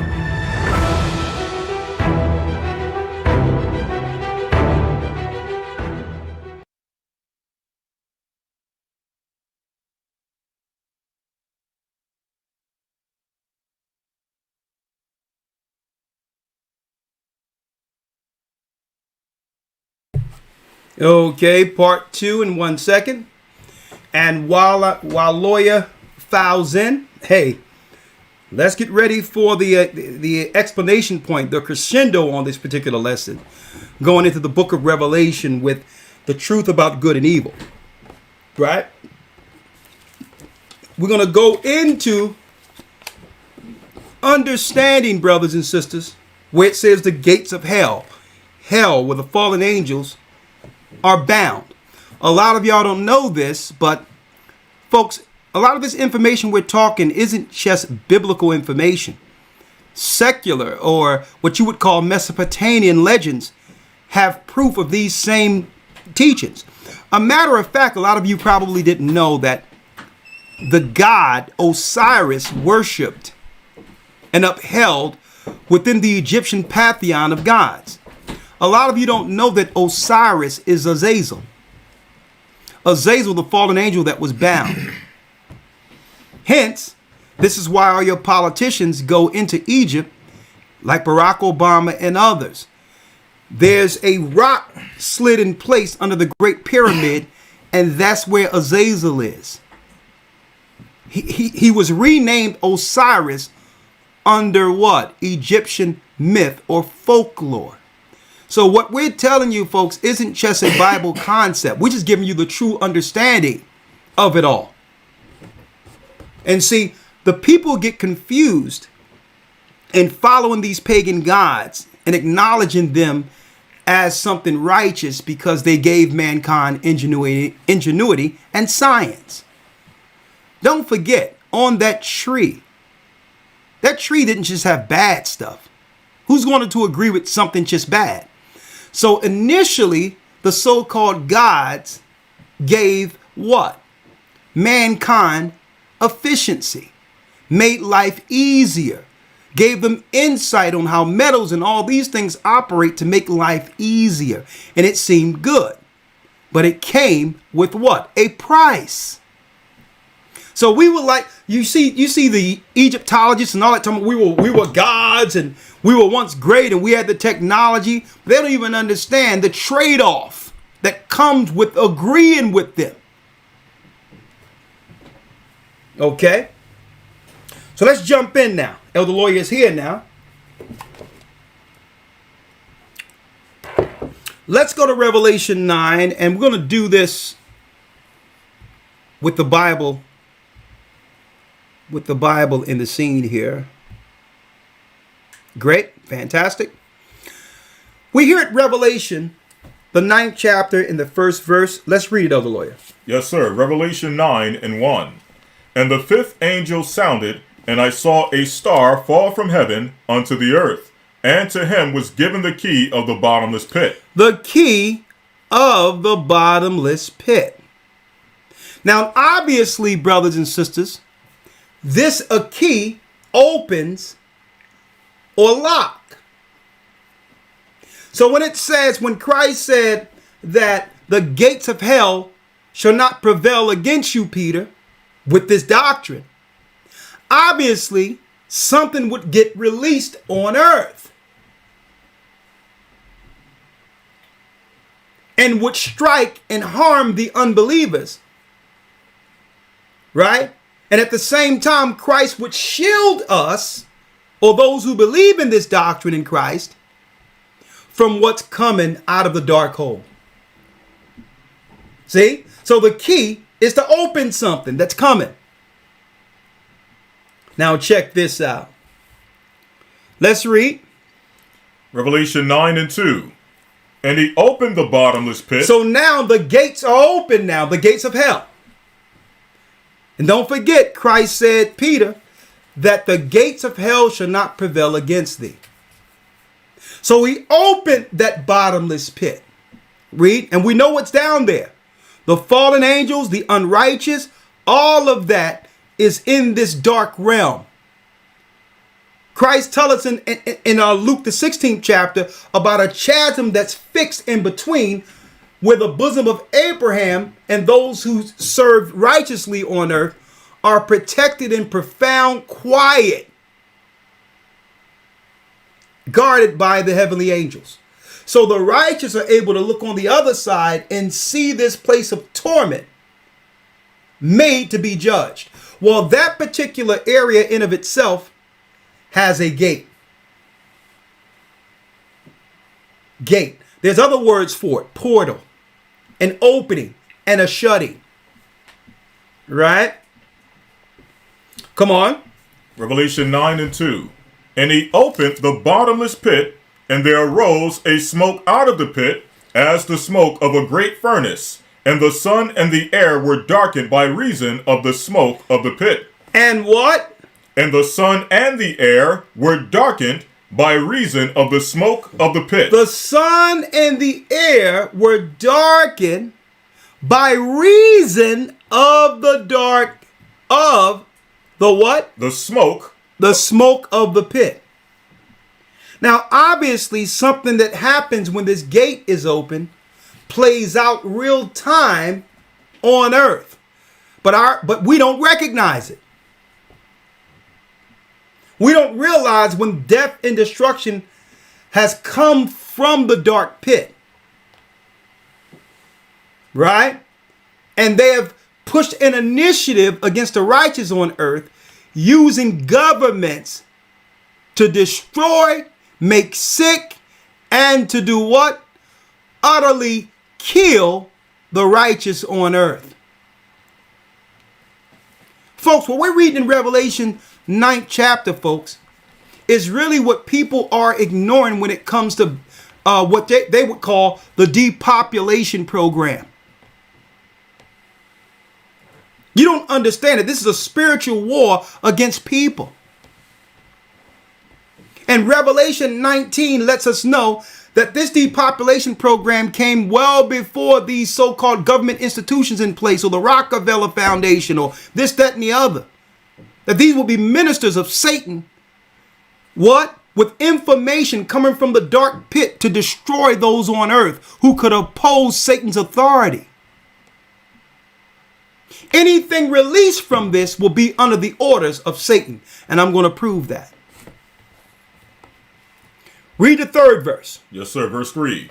And there came out of the smoke locusts upon the earth, and unto them was given power, as the scorpions of the earth have power. Now, whatever initiative that's coming out of this pit, folks, utilized by government, we know that it has what? It has the power, is given power as the scorpions of the earth have power. How does the scorpions of the earth have power? Help me all. It sting. It sting. So now the Most High through Christ has given us information of a poison that will be instituted on the earth to sting the people. Now, one thing about the scorpion, right? You can get stung by a scorpion and not die immediately. It depends on how healthy you are. It depends on your immune system. It depends on how deadly that particular scorpion is within the scorpion family.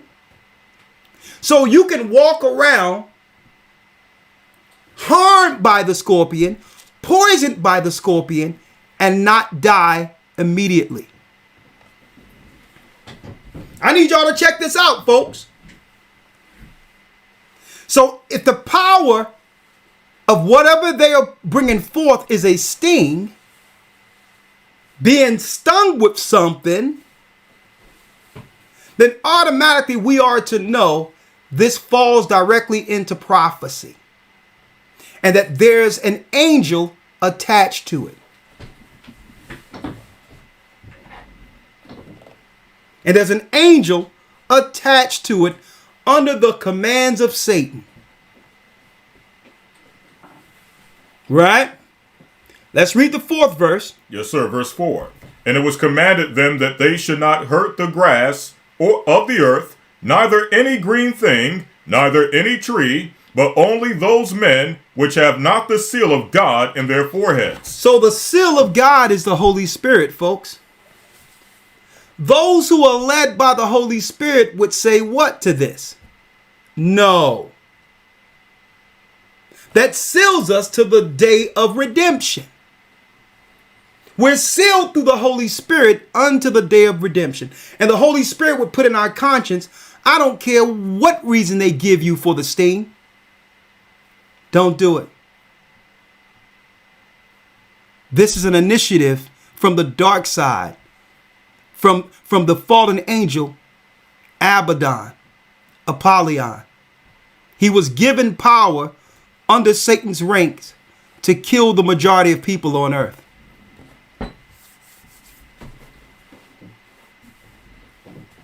It was prophesied this would happen. I need y'all to check this out, folks. A ranking angel bound who only knows how to destroy. That's why God bounded him from the beginning. And once he's loose, he's going to bring forth the same initiative that was destroying, killing, and making sick Noah's children.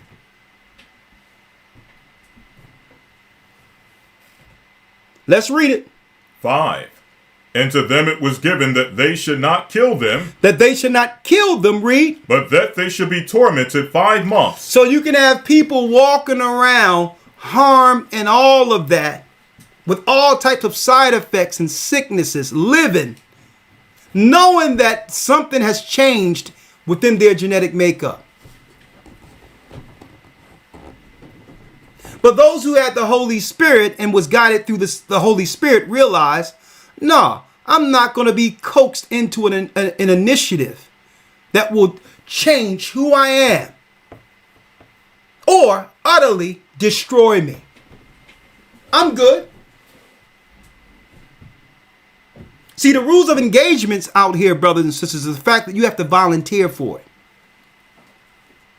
So I know according to God what this is. Read, Elder Lawyer. Yes, sir. And to them it was given that they should not kill them, but that they should be tormented 5 months. Read. And their torment was as the torment of a scorpion. It is the torment of a scorpion. So what is John seeing here? The attack is going to be as if a scorpion stung a man. To let us know anything with a sting, what? Reject.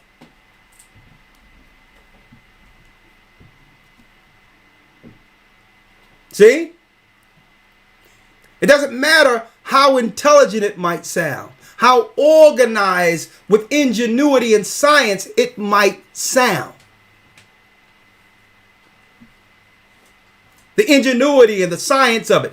The Bible says the scorpion, when he striketh a man, is what we need to avoid because it comes out of the gates of hell.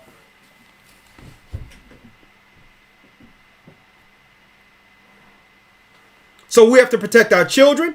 We have to protect women. We have to protect people from this strike.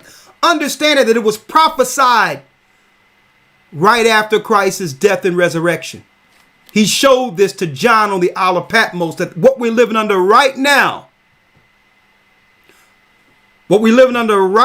folks, would be an initiative under Satan's ministers on earth to kill off the righteous so that they can do what? Consolidate and hold power, knowing that the children of Israel have next. And guess what, folks? They would politically point this initiative of the scorpion against the children of Israel. They'll say that our people are disproportionately affected and we need it more than anyone else. Why? For the same reason they look to circumvent Adam's power. Satan sought to circumvent Adam's power, knowing that what?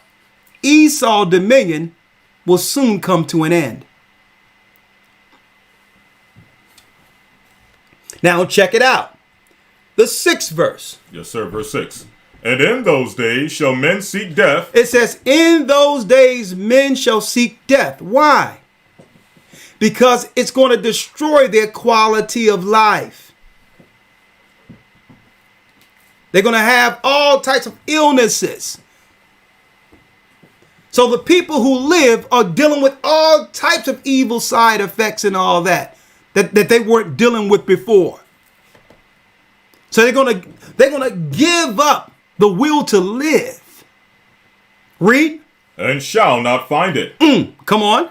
And shall desire to die, and death shall flee from them. And death shall flee from them. Sounds like a Walking Dead to me. Sounds like a zombie to me. Walking around with no quality of life. A dead man or woman walking because now you are susceptible to what came out of the bottomless pit. Now, how do we know what came out of the bottomless pit? Well, I can take you back to the beginning again in the book of Jubilees when these same spirits were bound, to show you what they released on mankind. And you tell me if that's not what the earth is experiencing right now. I know what came out of the bottomless pit because I read when they were bound in the book of Jubilees.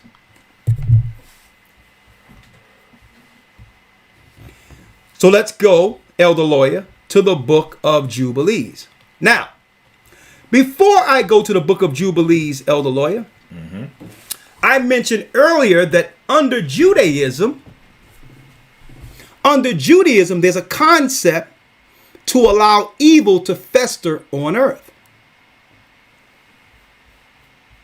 Why aren't governments seeking to stop evil if they have the power to do so? Well, there's a such thing as, now look at where I got this from, folks. So you cannot think that this is my interpretation. Chabad.org. Hold up, let me get it. Hold up. Chabad.org is a Jewish site. Jewish practice. So who would be pushing Abaddon and Apollons initiative. Go back to Revelations because I need to go back and get that name Apollyon and Abaddon. Yes, sir. Right? Yes, sir. Verse number 7. Verse number 7. You want to get straight to Apollyon? No, let's get to it because I want you to read it all the way through, Yes, and sir. then I'm going to pull this up. Yes, sir. Verse 7. And the shapes of the locusts were like unto horses prepared unto battle, and on their heads were as it were crowns like gold, and their faces were as the faces of men. Demons, folks, being released on earth. Read. Verse 8. And they had hair as the hair of women, and their teeth were as the teeth of lions. Read. And they had breastplates as it were breastplates of iron, and the sound of their wings was as the sound of chariots of many horses running to battle. Read. And they had tails like unto scorpions. They had tails like unto scorpions. And there were stings in their tails. And there were stings in their tails. Okay, to poison people. Read. And their And you're going to find out the poison either kill or make people sick. Read. and their power was to hurt men 5 months. Was to hurt men, people, for 5 months, folks. Here's the purpose of the initiative. Read. 11. And they had a king over them, which is the angel of the bottomless pit, The angel of the bottomless pit who was bound. Read. whose name in the Hebrew tongue is Abaddon, but in the Greek tongue hath his name Apollyon. Abaddon, and in the Greek tongue hath his name Apollyon. Now we find this same spirit over the dark forces in the book of the Old Testament. Right? Now, Elder Lawyer, so there's a demon over this initiative, folks. You cannot listen to the people they put in front of you. These are the politicians, the front ministers of the evildoer, of Satan, to convince you into the dark initiative of Apollyon or Abaddon. The spirits have been released on earth already. Let's go to the book of Job 26, Elder Lawyer. Yes, sir.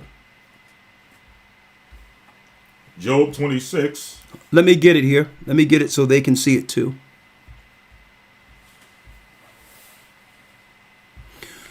Job 26 and 6.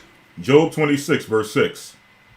Hell is naked before him, Hell is naked before him, and destruction hath no covering. and destruction hath no covering. Well, now we're going to find out who's Abaddon or Apollyon in the book of Revelation.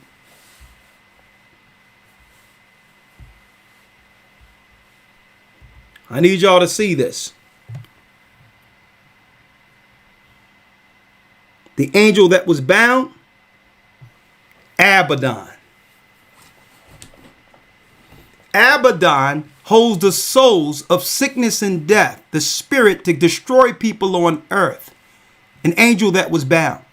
There was 200 that came down during the time of what? Jared. The time of Enoch. It's a spirit in hell, destruction.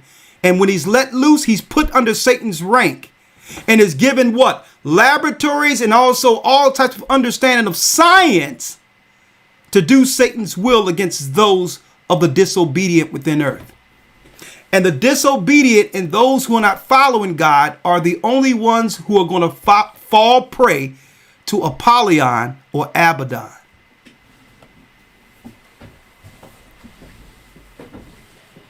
Now there's more. He's all through the scriptures, folks. Let's go now to Job 28, Elder Lawyer, and 22. Job 28 and 20. Let's go to, I think, 26. Let's see. It's 20, 22. 22, okay. Job 28 and 22. There he is again, right here.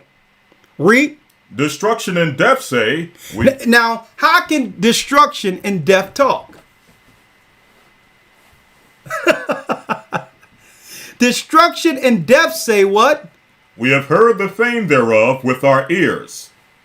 It says, we have heard the fame thereof with our ears. Right? Now, who is this destruction in Job 28?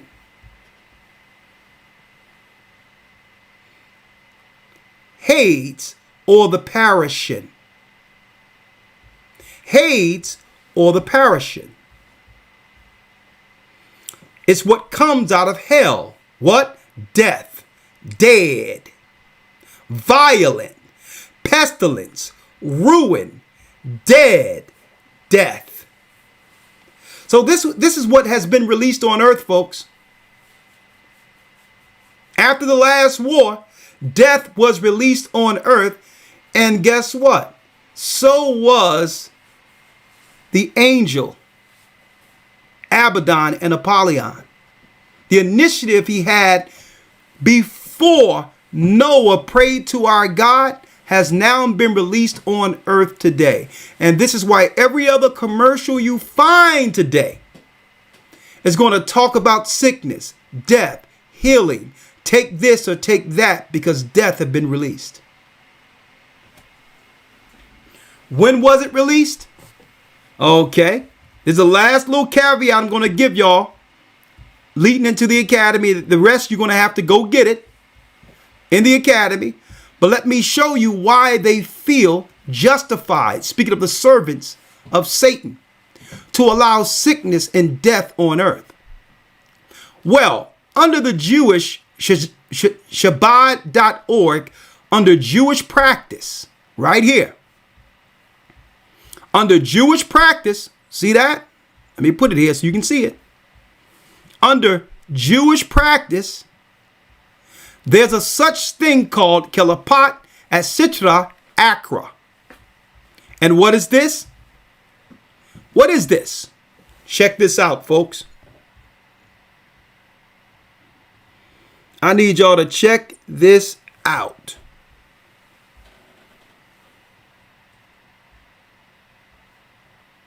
Let me get it here. I need y'all to check this out.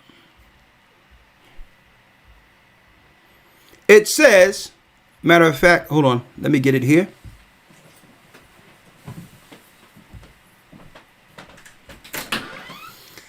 It says, God is good and the nature of God to be good.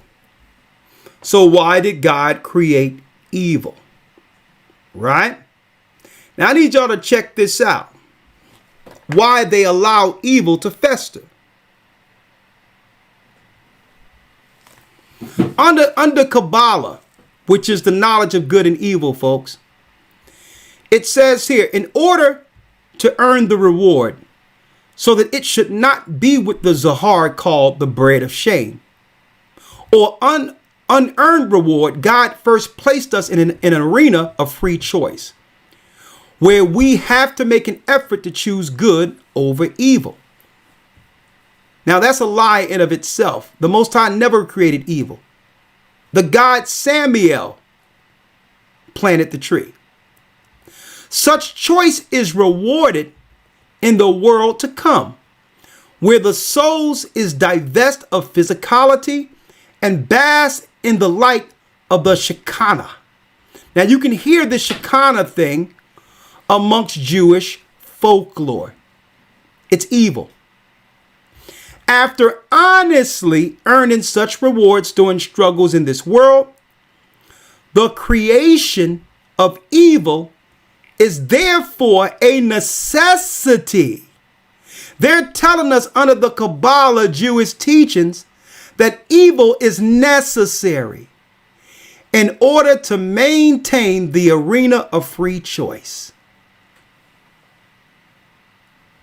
So by this in of itself, folks, they have to push an initiative from the evil side.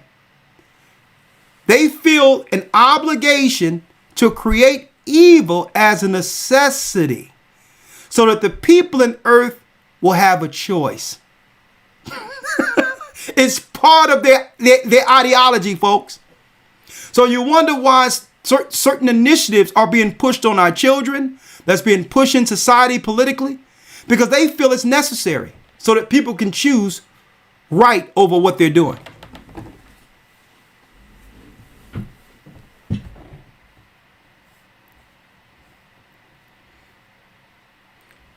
That evil is necessary, folks, in order to maintain a balance. Did y'all know that, folks, that was part of their ideology? Not all of them, but the Kabbalists. Under Jewish mysticism. So now we understand the liberal component of this, CNN and all these other media outlets that would push the progressive evil agenda. You think it's about people being bullied and all that. Nah. It's not got nothing to do with that, folks. They're engineering evil, justifying it so by saying, well, we're going to push the evil so that the people can have a choice to choose good. We're just doing our part. They're just pushing evil. It's necessary under their religion.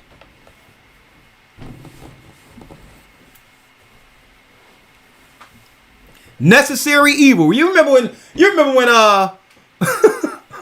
when Eddie Murphy, evil is good. That's what I think. Remember he said that? Evil is good. Remember that? So now let's go to the spirits that were bound that are now released. Elder Lawyer, we're in the book of Jubilees, the 10th chapter, correct? Yes, sir. We're going to jump straight to it. All right. It's 10 and 1, right? 10 and, yep, we can start there. Book of Jubilees, 10, verse 1. And I'm going to show you the spirits that were placed under Abaddon or Apollyon's power. He was just waiting in hell to be released. Now, what happens is when evil ensue on earth to a degree that leads up to its sum like it was before the flood, that's when the Most High told the angel to come down, the fifth angel, and give the key to the openless pit and allow this thing to finish. He let those souls, those spirits release back on earth. And it was the servants of evil who served Satan who would begin to organize on how to administer that darkness on the population. This is why we aren't to trust them at all, folks.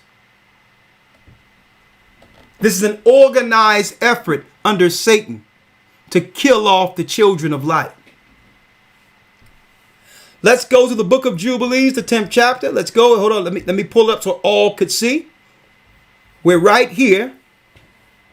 Of course, this is the one that I was able to get under freedom, under the freedom. I got this under the freedom of religion. It's a download that I have that I was able. Now the PDF that I have, I'm not supposed to allow that, but this one under religious protection, I'm going to be able to have this book, and I already checked. I'm going to be able to allow people in our class, the Hebrew Bible Academy, to get the actual reprint of the Pseudepigrapha Old Testament. So that's one of the caveats. I'll be giving out this academy. So look for that. Let's go here to the 10th chapter, Elder Lawyer. Yes, sir. And let's start in the book of Jubilees, 10 and 1. Yes, sir. Jubilees 10 and 1. And in the third week of this Jubilee, the unclean demons began to lead astray the children of the sons of Noah. Come on. And to make to err and destroy them. And the sons of Noah came to Noah their father, and they told him concerning the demons which were leading astray, and binding and slaying his sons. Now, what happened right after the flood subsided? The demons who came out of Nephilim, that's right, there's no place in heaven for them, so they have to do what? Those genetic freaks must do what? Live within the air on earth. There's no place for them until judgment. So these were the souls that came from the sons of God and the daughters of men. And they began to attack Noah's children. That's the origin of demonology or demons. This is where evil spirits come from. Freaks, genetic disorder. Okay, it wasn't intended for them to be here. Okay, they're not written in the book of life. They're Satan's children. So now they're attacking the sons of Noah after the flood. Read. 3. And he prayed before the Lord his God and said, So Noah prayed before our God and said what? God of the spirits of all flesh, who has shown mercy Hold unto on, me. let me get it. Yes, sir. Because I want to blow it up so they can see it, okay? Yep. Right there at the top. Yep. Right here? Yep. So this was the prayer Noah made to our God after the flood. Yes, sir. Read. God of the spirits of all flesh, who has shown mercy unto me, and has saved me and my sons from the waters of the flood. Come on. And has not caused me to perish, as thou didst the sons of perdition. For thy grace has been great toward me, and great has been thy mercy to my soul. Let thy grace be lift up upon my sons, and let not the wicked spirits rule over them, lest they should destroy them from the earth. Lest they shall destroy them from the earth. So Noah prayed for the safety of his sons, his grandchildren. We were getting attacked right after the flood subsided. Read on, the 4th verse. 4. But do thou bless me and my sons, that we may increase and multiply and replenish the earth. And thou knowest how thy watchers, the fathers of these spirits, acted in my day. And as for these spirits which are living, imprison them and hold them fast in the place of condemnation. Imprison and hold them fast in the place of condemnation. Sheol, hell. This is the gates of hell, folks, leading to the gates of hell. This is where we read in Revelations Abaddon, in the Greek Apollyon. So Noah begged our God, the God of our fathers, to bound these evil spirits attacking the children. Read. And let them not bring destruction on the sons of thy servant, my God. Come on. For these are malignant and created in order to destroy. They were created to destroy. Read. And let them not rule over the spirits of the living, for thou alone canst exercise dominion over them. And it says, let them not do what? Rule. Yes. Mm-hmm. And let them, for it says here, let them not rule over the spirits of the living, for thou alone canst exercise dominion over them. Come on. And let them not have power over the sons of the righteous from henceforth and forevermore. Come on. Now, these were the spirits that were making people sick and attacking people before the flood. That's Nephilim, folks. Read.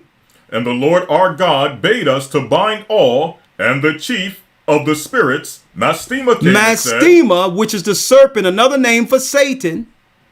All power was given to him. Earth was given into the hand of the wicked.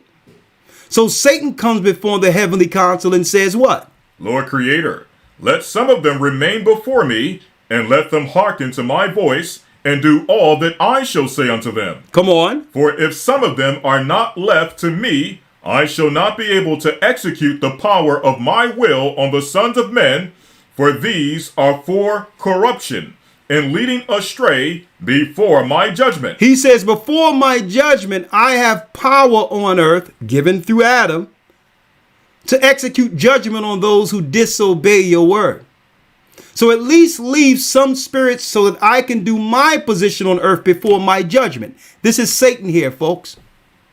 Read. For great is the wickedness of the sons of men. And he said, let the 10th part of them remain before him. Let the 10th part of them remain before him. So up until our present time, folks, the earth was being ruled by demons under Satan, with only 10% of the original number. Now you see why evil has increased? The gates of the gates of hell have been opened, and now the 90% have come out of the river Euphrates, like it was prophesied out of the book of Revelation. This is why there's so much chaos, death, destruction, and sickness right now. He says, give me 10% of them so I can do my will until you judge me. This is Satan right here. Read. And let 9 parts descend into the place of condemnation. Into the place of condemnation. Sheol, the abyss. The place of destruction. Read. And one of us he commanded that we should teach Noah all their medicines. And the angels came to teach Noah all of what?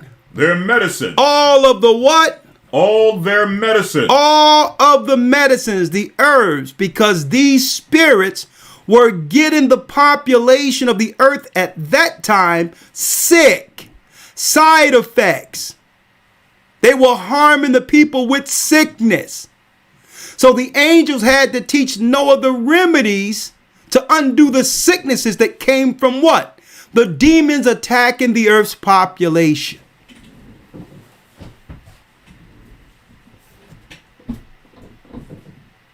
See? Medicines are the herbs of the earth, folks. They tricked us. That's right. Satan appears as the angel of light. They tricked us into believing what make us sick is what's good for us. Any 2 times something tell you that something's going to go wrong if you take it,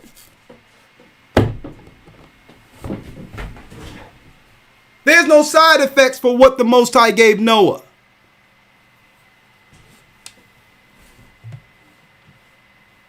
Read.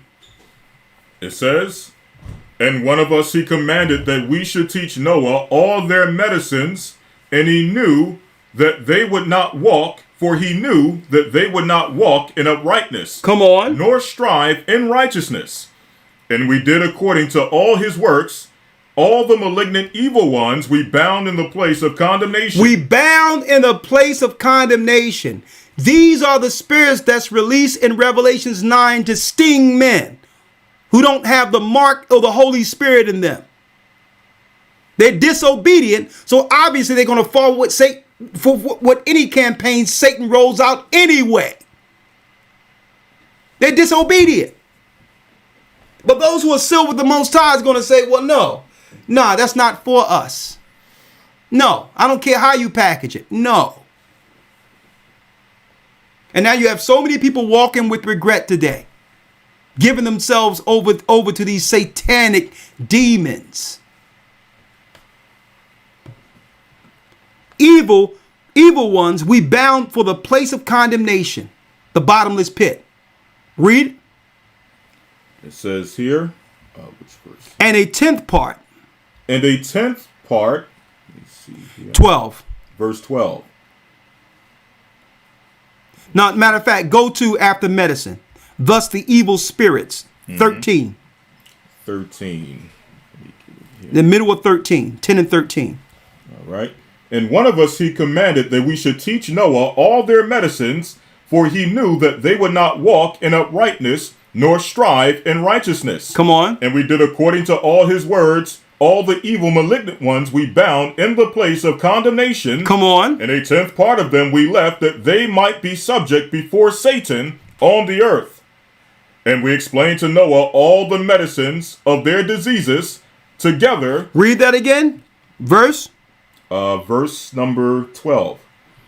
And we explained to Noah all their medicines. All their medicines. Of their diseases. Of their diseases, because they were diseasing the people, folks. They were creating diseases to weaken the population. Sounds familiar?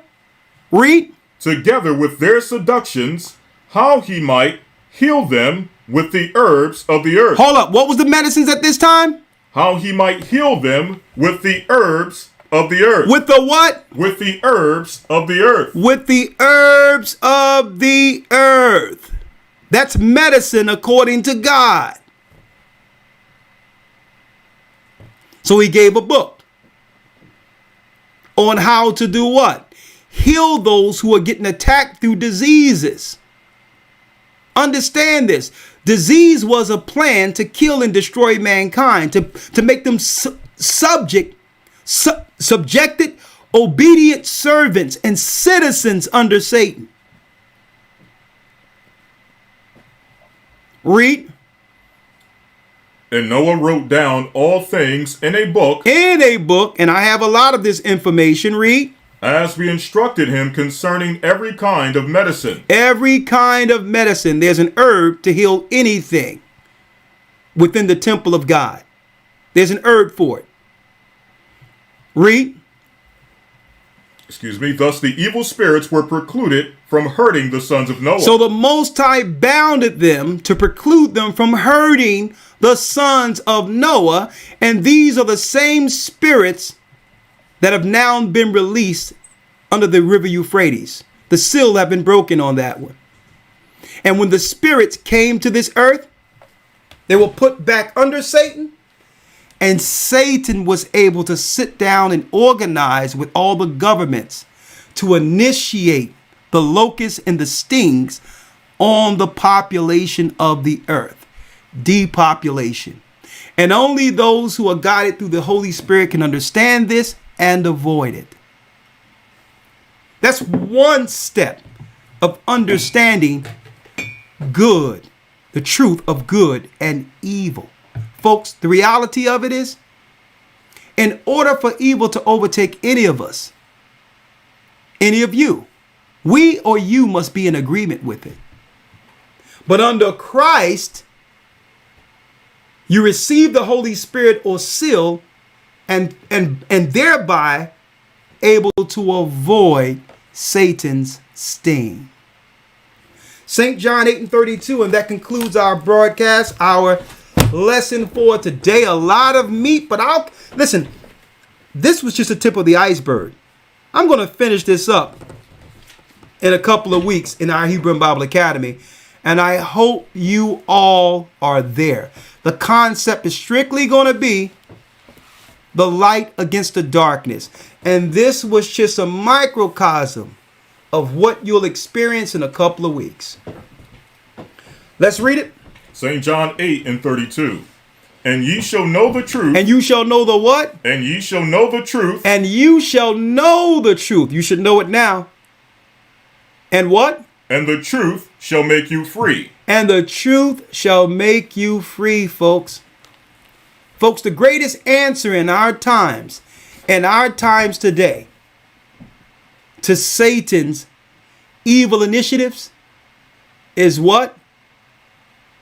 No.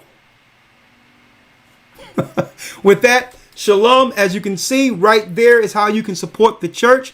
If you've been enlightened with any of our broadcasts Wednesday up until this Sabbath, you can support us personally if you have Cash App by going to $GOCC 144 donate. That goes directly, strictly for the broadcast here. We really appreciate it.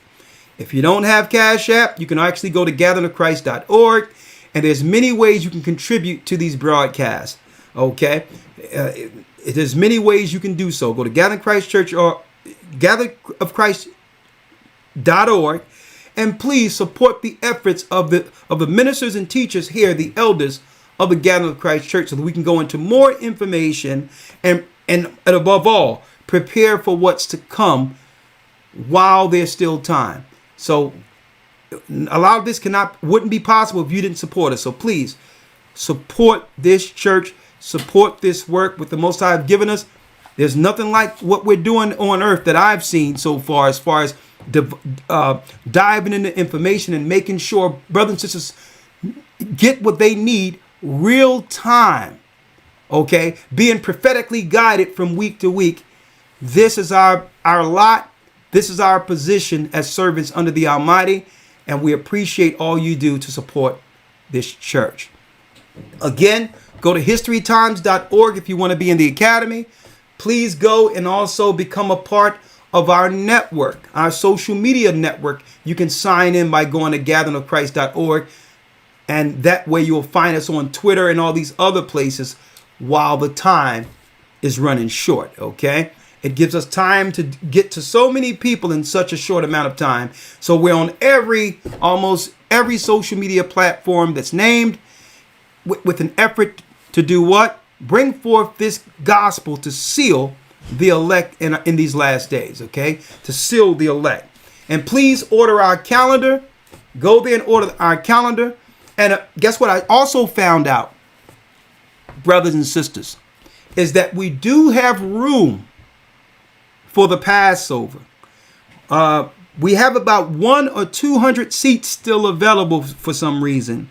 So if you are a part of the church, or you've been newly baptized, or you're in an area you've been baptized that don't have a locale, send us an email to gatheringasone@AOL.com. Send us an email if you'd like to go to the Passover. We're going to sit down. We have a play theme. The theme this year is Adam and Eve, the Garden of Eden. You don't want to miss that. We're going to have a night of music all night Friday night for communion, leading into the Passover Saturday morning. It's going to be 2.5 days of straight worship and understanding the truth according to God. And I hope to meet a lot of you in Cleveland there in a couple of weeks. Okay. It's 2 weeks from now. We will be in Cleveland for the Lord's Passover. With that, I'm going to say shalom. May the Most High be with you. Stay prayed up, sin not, and keep in mind, we will soon see Zion. And I will be back next week with the Patreon, a short Patreon for those. I know you missed me yesterday, but don't worry about it. I hope what we did today can, have given you enough food that you can digest to give us a little break from Patreon until I'm back. I have to digress a little bit. But all in all, we will be back with Patreon with more content there very soon. With that, I'm going to say shalom. May the Most High be with you. We love you. And keep in mind, we're the children of Israel in the name of Christ. And folks, we're back. Yes, we will soon see Zion. Shalom. Shalom.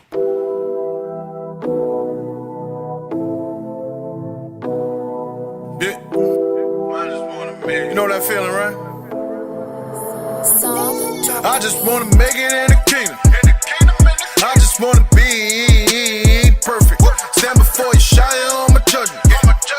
Him say, son, be perfect. I just wanna make it in the kingdom. I just wanna be perfect.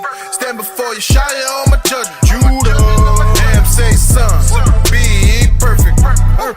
Go ahead and tell me if I'm lying. The Lord said, be ye perfect like I am. I be calling on the higher, that's I am. He pulled me out the streets when all my friends was dying. Yeah, I know that's timing.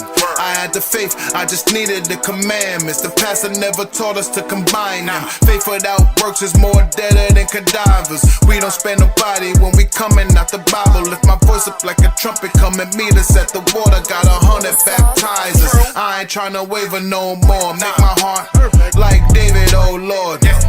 On the day of judgment, I just hope I'm in your favor. And you don't say you never knew me. Go forth, I'm steady praying loud. I just wanna make it in the kingdom. I just wanna be perfect. Stand before you, shy on my judgment. Him say, son, be perfect. I just wanna make it in the kingdom. I just wanna be perfect. Stand before you, shy on my judgment. On the judgment, on the jam, say, son, be perfect.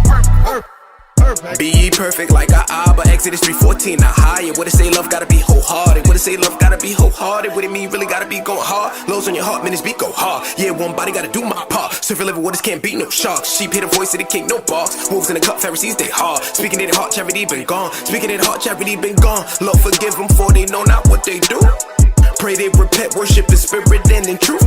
Matt, Luke, Mark, John, Con. Had it hard, martyr for divine. Life after death, B.I. Faith only way to please God. Fast praying on the free bonds. Accept him as your Lord, I said Con. Street fighting all these demons. Alpha, how they all fell down like crown of gold, that golden soul. When you're trying to be perfect, gotta worship, worship, worship, worship, worship, I just wanna make it in the kingdom. I just wanna be perfect. Stand before you, shy on my judgment. Him say, son, be perfect. I just wanna make it in the kingdom. I just wanna be perfect. Stand before you, shy on my judgment. Him say, son, be perfect. Look, what it is, Duke. This my heritage, not religion, but it is true. Treat them like my dogs, give them clues like they is blue. Gave them 19 off the bench, who that is, Luke? Look, I ain't no kid, dude. Something different, people switching, don't know who to trust. You the plug, take me to the Father, tell him you in love. You and us like the Jeffersons, God, we moving up. We gotta make it so we stuck, we can't do the flood. From the sticks, borders blue, on the fresh, you are it. Get the scripts, on the blood, you a crip. Shout the nip, life's a risk, they say that, we say this kid is sick. Make a wish, baby, I'm just tryna live, baby. So it's only fish, baby, crab or no shrimp, baby. Used to eat that lobster till I found out that's a sin, baby. So don't fall for the net, that's a trick, baby. They cast the world wide web on a click, baby. That was bait, so it's cool, I just ate. Had a scroll the other day, tried to serve me, but you late. Keep me lowly so you'll hide everything but your face. And say well done, the only thing getting high is the stakes. Perfect all my imperfections, mature me from all my lessons. Was hard and I regret it, forgave me, no I'm indebted. I'm favored and I'm protected, was humble, now I'm accepted. I'm working and now I'm restless, all demons right now I'm checking. Was cursed but now I'm a blessing, I'm getting love from the legends of royal. But was a peasant, I get the kingdom of heaven. I just wanna make it in the kingdom. I just wanna be perfect. Stand before you, shy on my judgment. Him say, son, be perfect. I just wanna make it in the kingdom. I just wanna be perfect. Stand before you, shy on my judgment. Him say, son, be perfect. Most I willing.